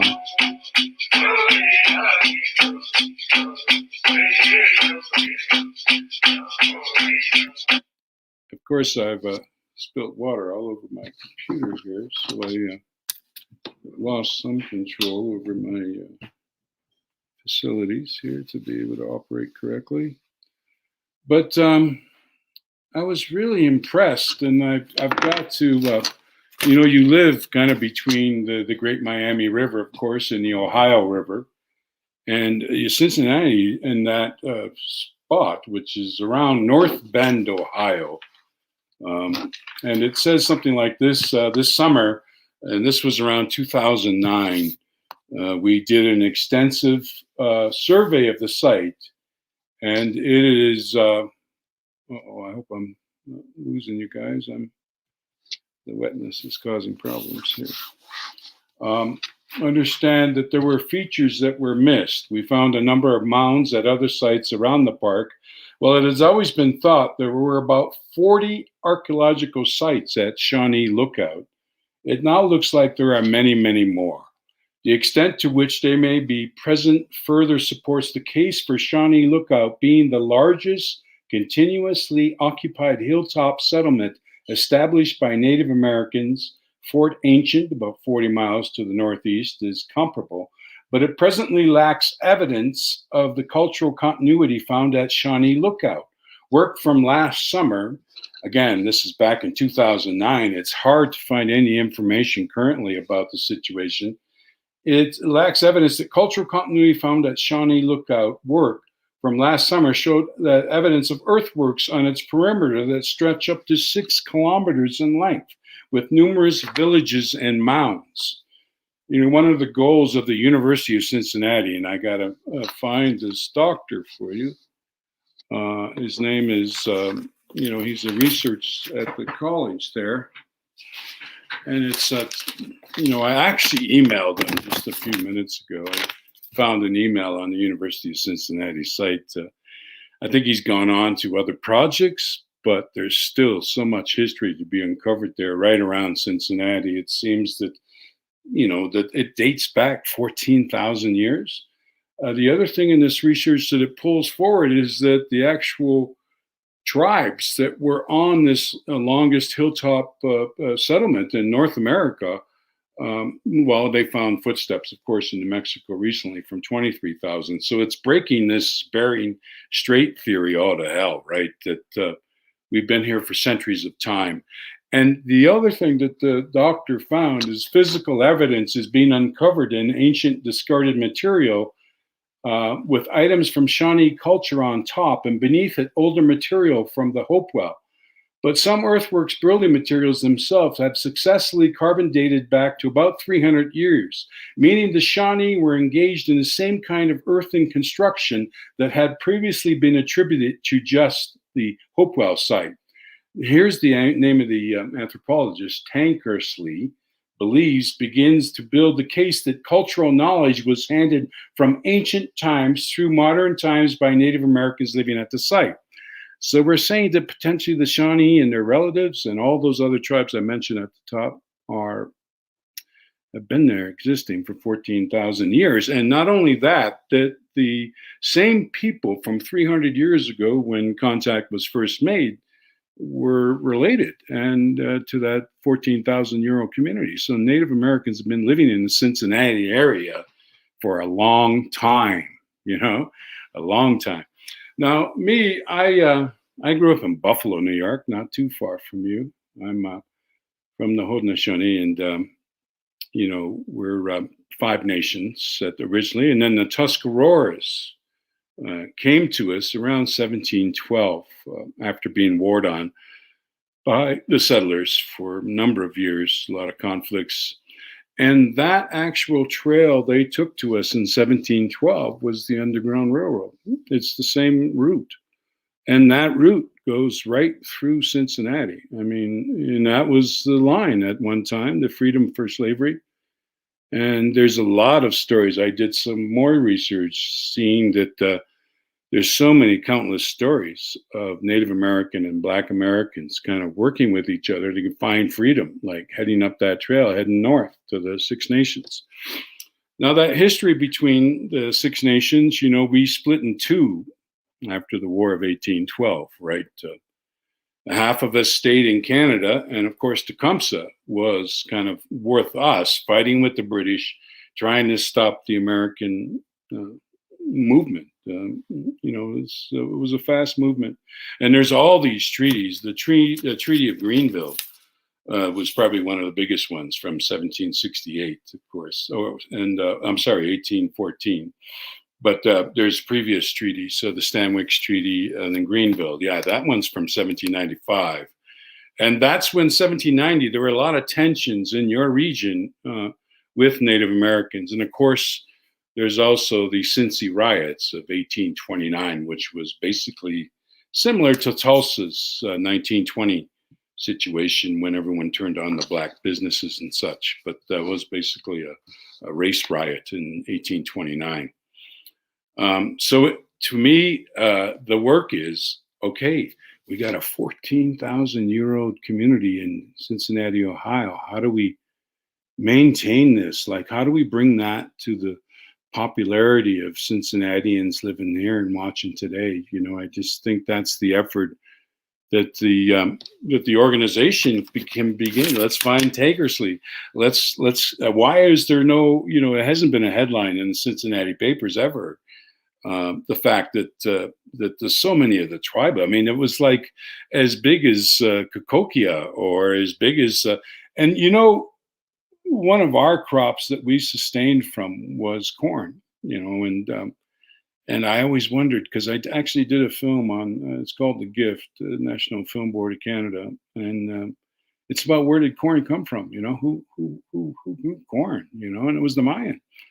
They nurtured corn from a grass. It was the only plant that you needed man and nature to work together in order to create the food. And at the time, there was no grain. There was oats and barley. You plant one seed, you get 6 or 8 for either of those oats or barley. You plant corn, you got a potential of getting 270 seeds from one plant, one corn, one seed. And that reorganized the economics of the world. I mean, corn was in China within 5 years. And so the trade routes were so sophisticated back then. It really was true that we followed the flight of the eagle. And then when it met in the condor in Central America, right? And then the condor went down to, so the relationship between North and Central and South America is really relevant. And, recent archaeological finds say that the Mayans were actually in North Georgia, right? They weren't very far from us in ancient history. So the history of the Americas is still one that the citizens of the USA don't really understand or realize. And I saw so many storylines here for potential, as a storyteller, a person who lives by story. It's fascinating that the potential for even that relationship between Native America and Black America, that story is yet to be told, to my knowledge. It really hasn't been explored, and we're getting a lot of pressure at reservation docs to explore some of that history in a contemporary sense. That there's a lot of Black Americans that have Native American blood, and there's not a lot of recognition in that line and those histories and that relationship. And so I really wanted to share that with you folks there in Cincinnati, to let you know that there's a powerful potential there, that you are in the central of the United States, and there lies one of the most powerful historic sites in all of our time. So as far as performance goes, I've been an actor. I'm celebrating my 46th year, and I'm always looking for stories. I remember, some of the early beginnings, of our society as we, the War of 1812 is what divided my tribes. The Six Nations, they say there's two fires. There's one in Onondaga, of course, still by Syracuse, New York. And then there's a fire over in Six Nations, where I'm from, which is Oswego, Ontario, about 18 miles west of Hamilton. We're so close to the border. I grew up in Buffalo, New York, and Niagara Falls, New York.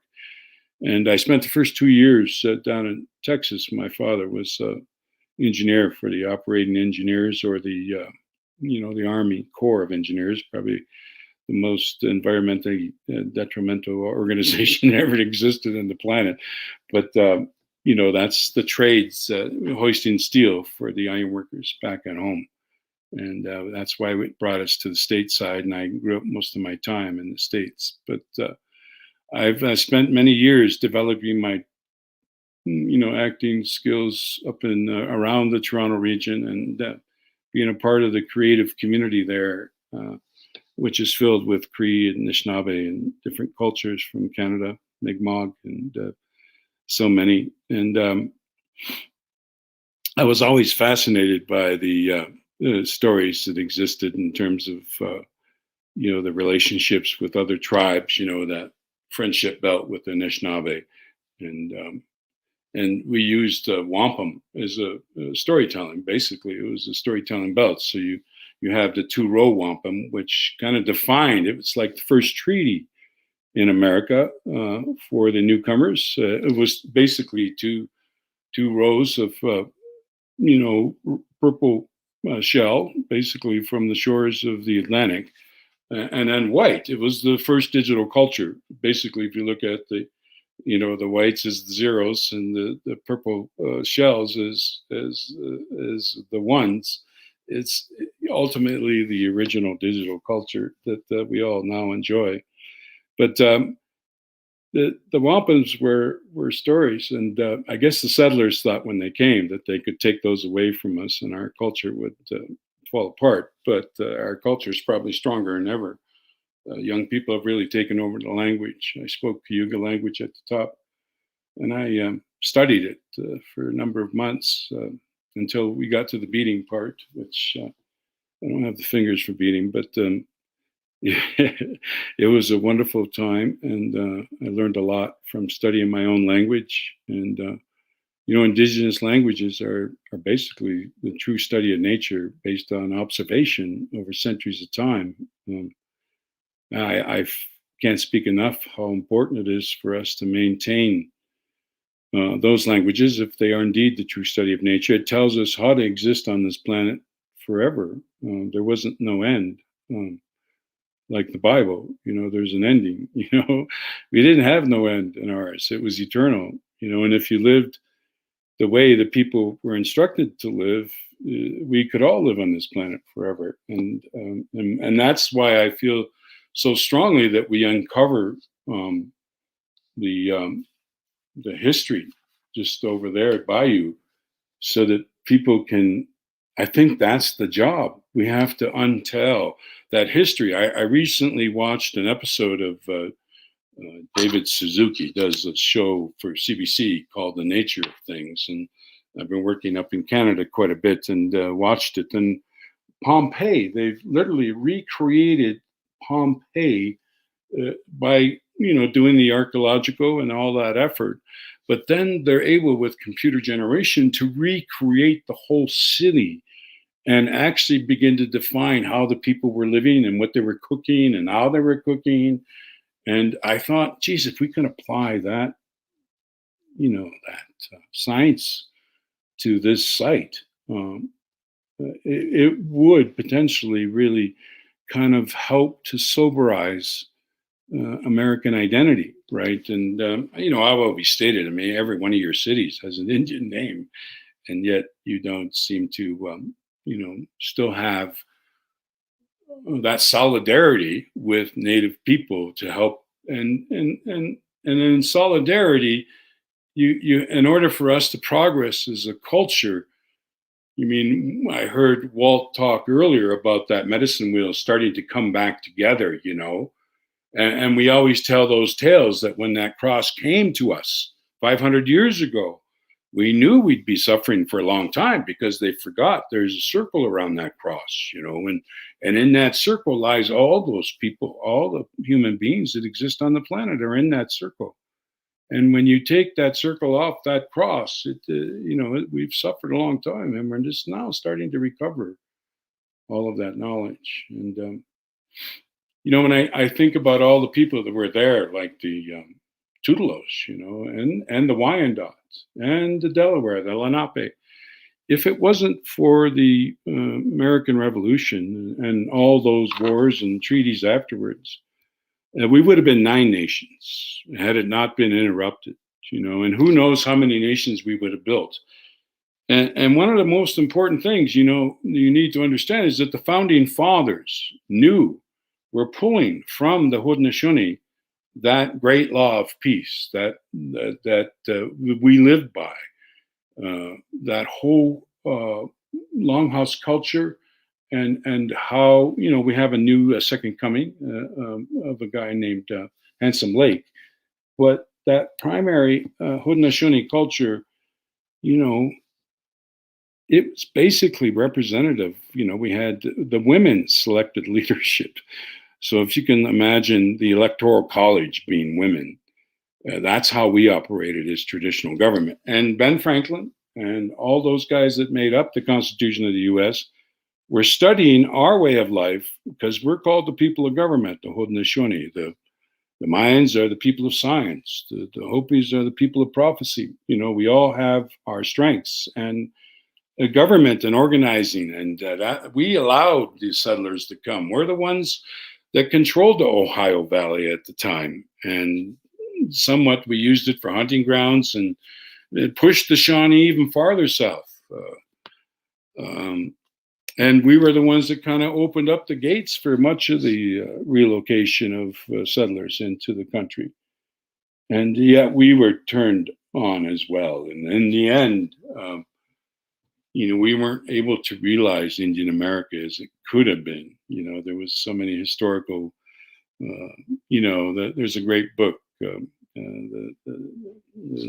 I can't think of the title, but it's something to do with the Senecas, and it tells the whole history when all the nations could have come together and we could have shut down the whole thing, but we chose not to. We chose to allow it to happen and continue to work with them to create a beautiful place. I mean, I always idealistically sit by and think of all the what it could have been, had they given way to these human beings that were here. But no, there's always this ideology that you've got to conquer and take over. And we've been at this point before. We heard talk of the Mayan calendar, and the Mayan calendar has us being at this point in time before, and we failed. And so now we got another chance to work this out before life changes again for the earth. And like it was said before, they don't need humans' existence on earth to prosper. The earth takes care of itself. It renews itself. And we just got to give it time. We got to deal with climate change, and we got to slow down. And I know it's really hard. Like, how do you slow down? How do you stop moving around all the time and just settling in and starting to learn to grow food again and getting all the cosmetics out of our food. You don't need fertilizer to grow good food. And if we can uncover this situation at the Shawnee Park, Lookout Park there, we really could help people understand in that region how Indigenous people survived for centuries of time before everyone came. And the other important thing is that, we got to build the women back into society. It's kind of happening, but they played a major role in our creation story. And it was all about the women. I mean, they're the life givers. I mean, Mother and Earth and Mother and my mom are one and the same, the life givers. And we couldn't exist without that. And for us to continue kind of like having people that don't have much respect for that is a very challenging candidate to have as your leader. So we got to continue to work at that. And I really want to thank you for your time, everyone. I had a special time. I'm happy to sit and chat with Irene a bit about some old times, because we had some nice times in our life together as performers and storytellers. Thank you.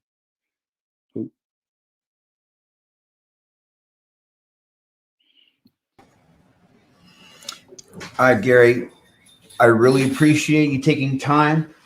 I know you're in Santa Fe. I also know that you are on your break from your shooting schedule up in Canada. Irene, I don't think she has a earpiece in, so she can't necessarily hear you, but I wish I could show you how she was beaming behind it. She was watching the computer screens, and I was taking pictures of her because she was 3 inches from the screen watching you speak. I appreciate all the things that you had to say about Cincinnati. You schooled us all. You were telling us stuff that we're trying to look stuff up and looking at each other. We're like, where's he getting this information from? But we appreciate you being here. I really I really wanted to say to you, Gary, too, that your wealth of knowledge and your we have had this chance, I think, in our lives, and to go back to being storytellers, that has put us in these spaces and places and time and different tribes even, and I think in a way we've been able to kind of go through the centuries through storytelling. And I just want to say how much I appreciate you're saying, well, look at all the stories we can do here, because there are everywhere that we go, on every bit of Mother Earth. There are those Indigenous stories, those stories that haven't been told yet, and amazing information in our languages. And I just really appreciate everything you said. Thanks, Irene. I'm so happy you're doing that work in Ohio. It's been, historically been a tough state, kind of a red state. And I know, about where you live, the Tecumseh Land Trust. I started to look that up before. I was curious because Tecumseh is such an Ohio, citizen, Yes. born among the Shawnee, and had I just did some research, found he had a child over in Cherokee with a Cherokee woman over in Indiana at some point, and his life of trying to, stop and help people think about their future, and found his, allies where he could among our own people. And when we got split in half, fighting with the Haudenosaunee and the Brits, and trying to, create a state for Indian people. He really was trying to maintain Ohio for Indigenous people. And I'm not sure he gets the recognition in the state that he deserves. So, but fascinating story. I executed it with Graham Greene in our early theatrical days, where he played the prophet, which was Tecumseh's younger, or actually older brother. And I played Tecumseh, and we used to have, it's kind of like Punch and Judy or Monty Python. it was, you can imagine Graham kind of squatting down and being the prophet, but it was a wonderful scenario. But I have huge respect for Tecumseh, and I feel that his story should be told more in Ohio and shared in the schools, and also this. I just can't get over the excitement of a 14,000-year-old community right there in Cincinnati. I mean, that's something to do, There are amazing. The Serpent Mound is nearby. There are several mounds that are even just surrounded in cul-de-sacs by neighborhoods because they have been maintained to the best of the ability, I think, and work is being done to can ensure the preservation and to forward all of that information, including about Tecumseh, who was a great warrior, but also a great leader, pulling the people together, and it was amazing. Speaking of leader, I would love to ask you about reservation dogs and how you feel about it. Do you feel like it's a shift in our storytelling future? Oh, for sure. I mean, I've never been on a series that got so much hype post run. And I know the team's back together. They started a couple of weeks ago creating the next season. Let's see how many episodes they come up with. Unfortunately, I haven't even seen the series yet. I'm the same way. I understand. Pilot episode only, and I could tell it was special, because there's a sense of he captures right from the pilot on a sense of spiritual relationships that aren't always obvious to audiences, but you can really feel it in the pilot for sure. And I thought that was what's so unique about it. I did an interview. We do this Film Talk Weekly show here in Santa Fe. It's on KTRC FM and AM. And it's santafe.com for anyone who would like to tune in. We have about 40 episodes now up there. But the one we did with Sterling just before the first pilot episode came on the network, Hulu. It's just so insightful interview. And of course, you can see that work developing easily. I compared 1491s to all of those 5 comics hitting the stages over the course of several years across the continent, and then coming back and honing, with Sterling's abilities as a filmmaker. And then now he's tying all those same comedians or artists into the writing room. I can see it only getting better. So it's a real exciting time. He explained it beautifully. Like I'm in the older generation, so we make appearances, and the middle generation is the creatives, the writers, the directors, the producers, and the young generation are the stars, which are the 4 kids. So it's a 3 linear generations of talent coming at a subject like Oklahoma, which is historically profound in its own right, from all the movement and pushing and prodding, and so it's if we can find fun and humor and love in that, stifling history that we have to celebrate, and if we can make people smile and embrace our culture and realize that really is. The United States of America is really Indian country. It certainly is, from sea to shining sea. Mm-hmm. Yes, it is. It's Turtle Island. Yeah. So one of the questions that we were thinking about was, I'm sorry, everyone was pointing at me and I didn't know what they were doing. I apologize. One of the questions that we were looking at was, is it a big step from the life that possibly you experienced growing up to what you're portraying on Reservation Dogs, or what you're what you're seeing portrayed? And I know you haven't really seen it, but you saw the pilot episode. Yeah, well, there's Cayugas and Senecas in northeast Oklahoma.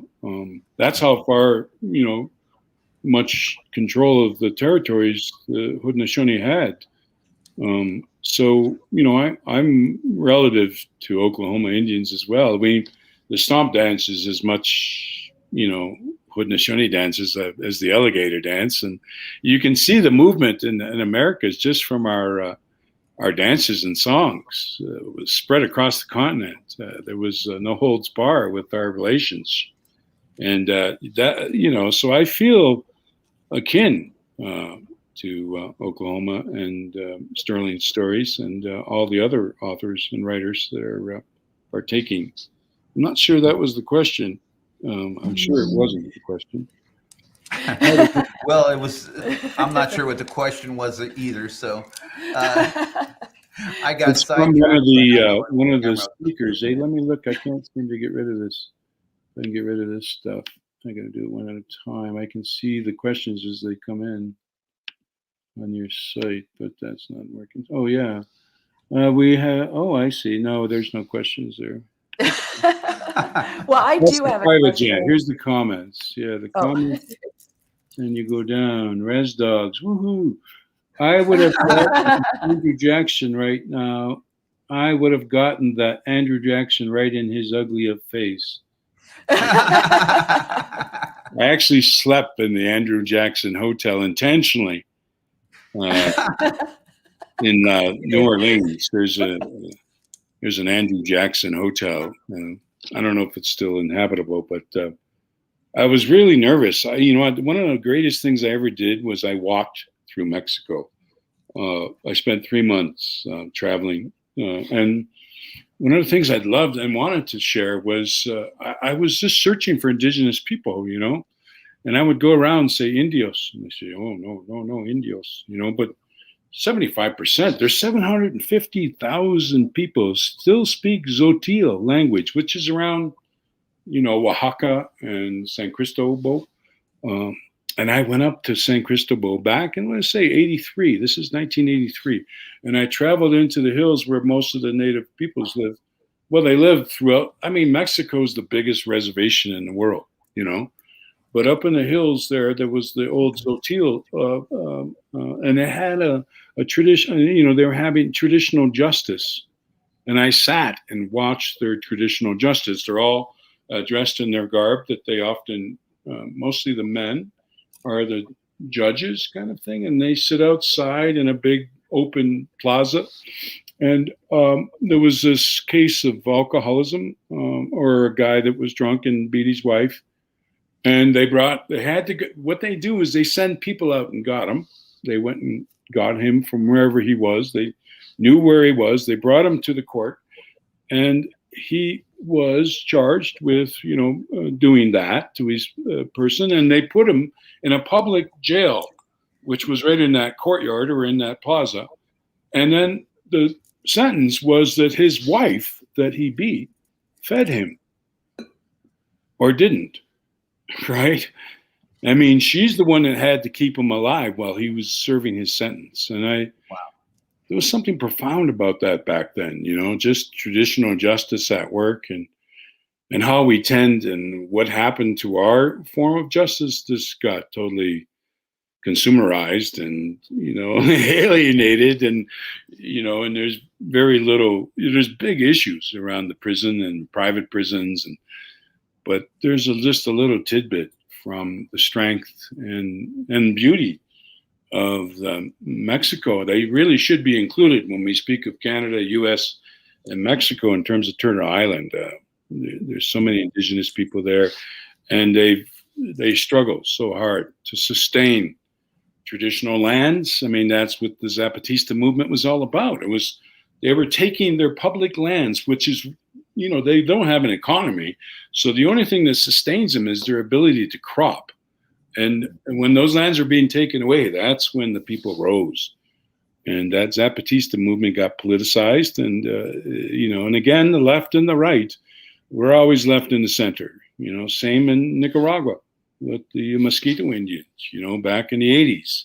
They were being warred on like the Seneca were by the French in 1600s. Not much has changed in our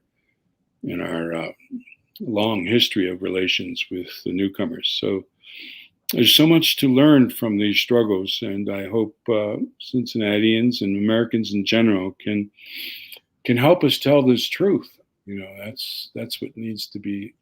Just keep working toward the truth, and good things will come. Yeah.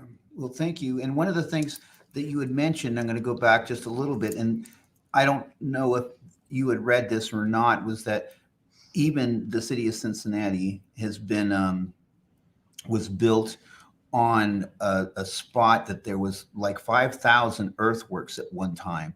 Right. There is a place called Washington Park, which is in front of the Music Center. And at one time, there was a half moon-shaped earthwork that pointed directly to Fountain Square, which is the center of downtown where the Fifth Third building now is. And there's a big fountain there.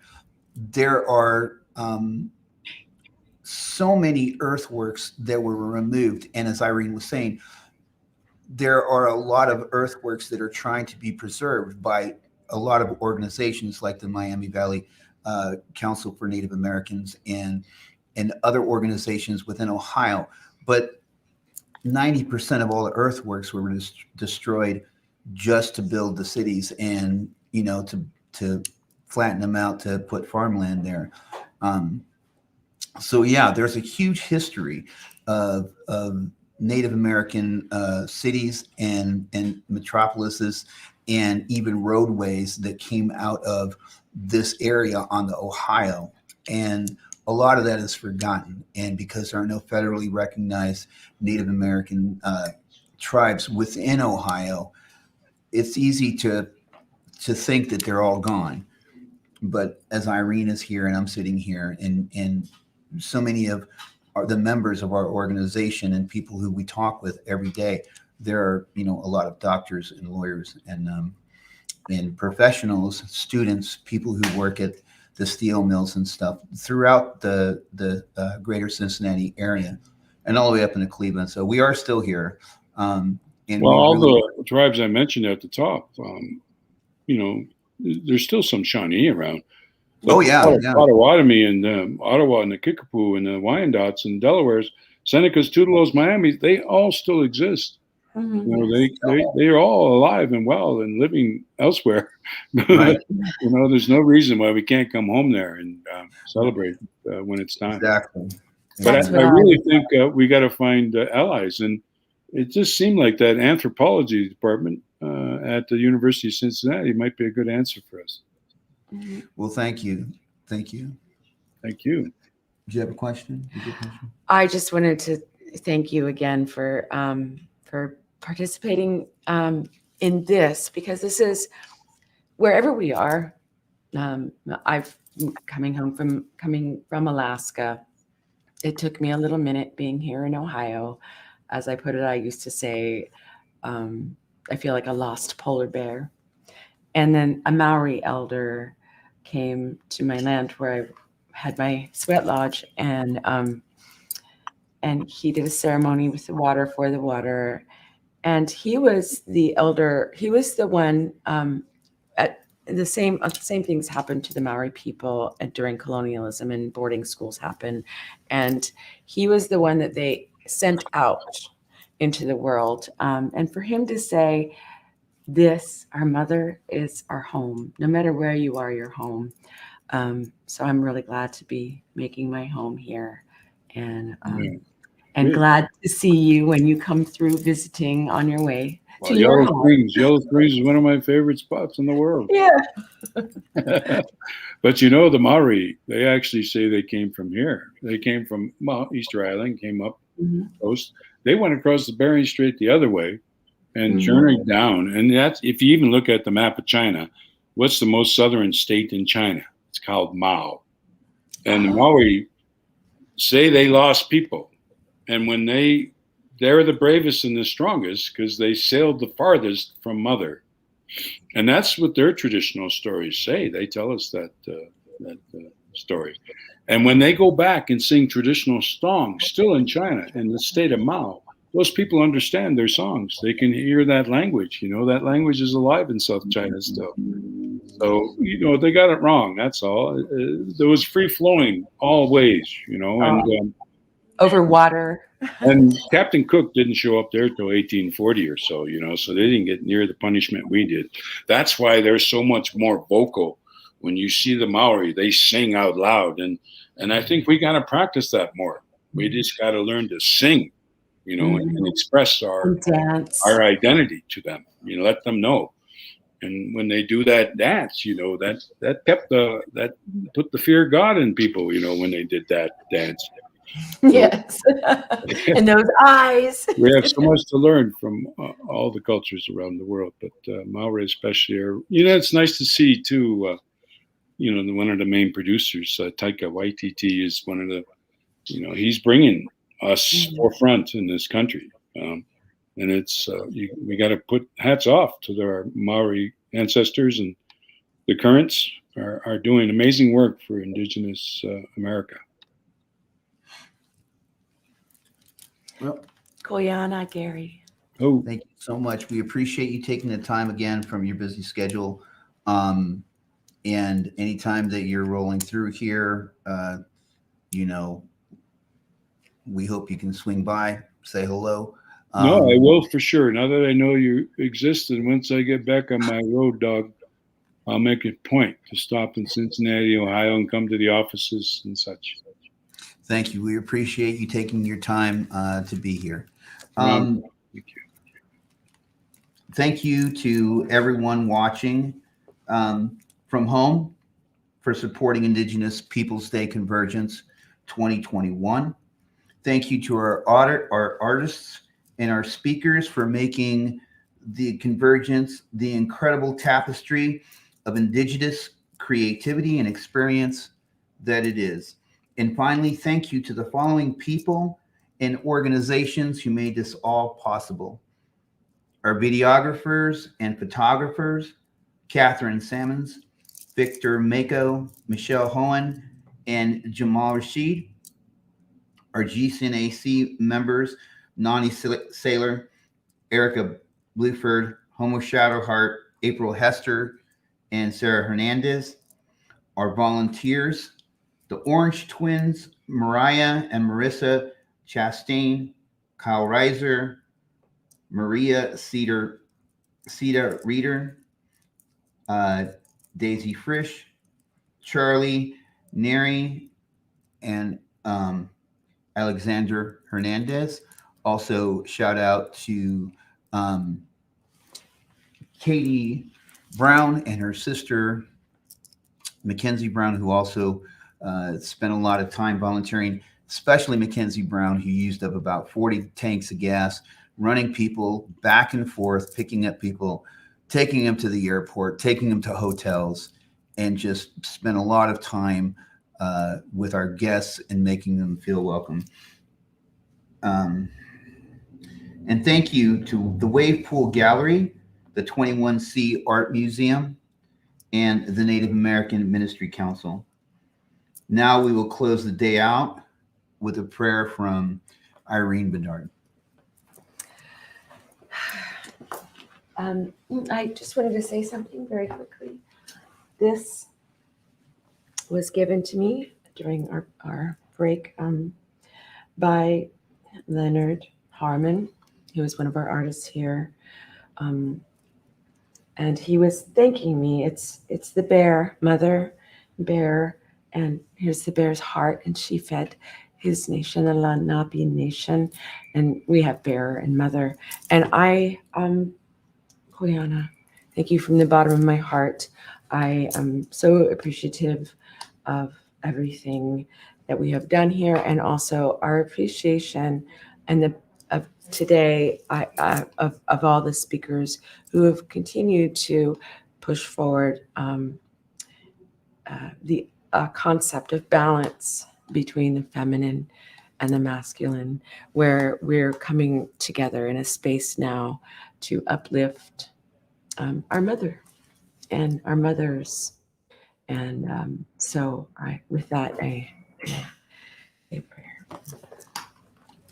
Creator of all there is, Kuyana, we are so grateful for this gathering of Indigenous voices, of Indigenous peoples, of our Indigenous mothers and fathers, our ancestors, so that we may come here today on this land, the land of the Miami, of the Wyandot, the Potawatomi, the people, the Shawnee, the people who have come here before and who give us and sustain us this heart and this water and this land that we live on. I want to have thanks for all of those who have done this work together, who have spoken, who have given their heart. And I want to ask our Creator to watch over all of those who have given and participated in this, in our journeys, and in particular as we go forward tomorrow and we come together as a community, stronger together, stronger as we have to go on our separate ways because we have come together, and we have been able to tell these truths, to express these truths so that we may heal. And we ask that this healing can take place today with all those who are watching and with all those who have participated, and in the future for anyone who continues to watch this, as it will remain on YouTube. It will remain out there in the World Wide Web, which I believe Spider Woman has spread that around for us so that we might communicate better like we did today. I want to give thanks for all the hard work of the people of GCNAC, and for the work that we will continue to do in the future to help our communities, both here and on the rest of this globe, as we celebrate with our Indigenous, 400 million Indigenous brothers and sisters, and all of our brothers and sisters who have just forgotten that they are Indigenous to this earth. I say these things. Amen. So I think this is it. This is it for our virtual part. Thank you so much for tuning in and being a part of the celebration that we have had. From all of the people here at GCNAC 21C, all of our members, we're tremendously thankful that you've taken the time out of your day to spend some time with us. Reminder, we are having a potluck in Hoffner Park. It's going to be tomorrow between 6 and 9. So you ready for that? You going to make something? You're going to bring some of that? Ojapi. Berries, salmon. It's going to probably be some spam sandwiches, you know. Ooh, but actually, it's good. yeah. So we're going to go ahead and sign off, and we look forward to next year. Hopefully, we're going to be able to bring a lot bigger things in 2022. We're excited for the future. We still have this potluck, and if you get the chance, look up our artists that we had here at our art exhibit. Some of them are really amazing, and we really look forward to next year where we can present even a bigger show for you. So for 2021, thank you so much from GCNAC.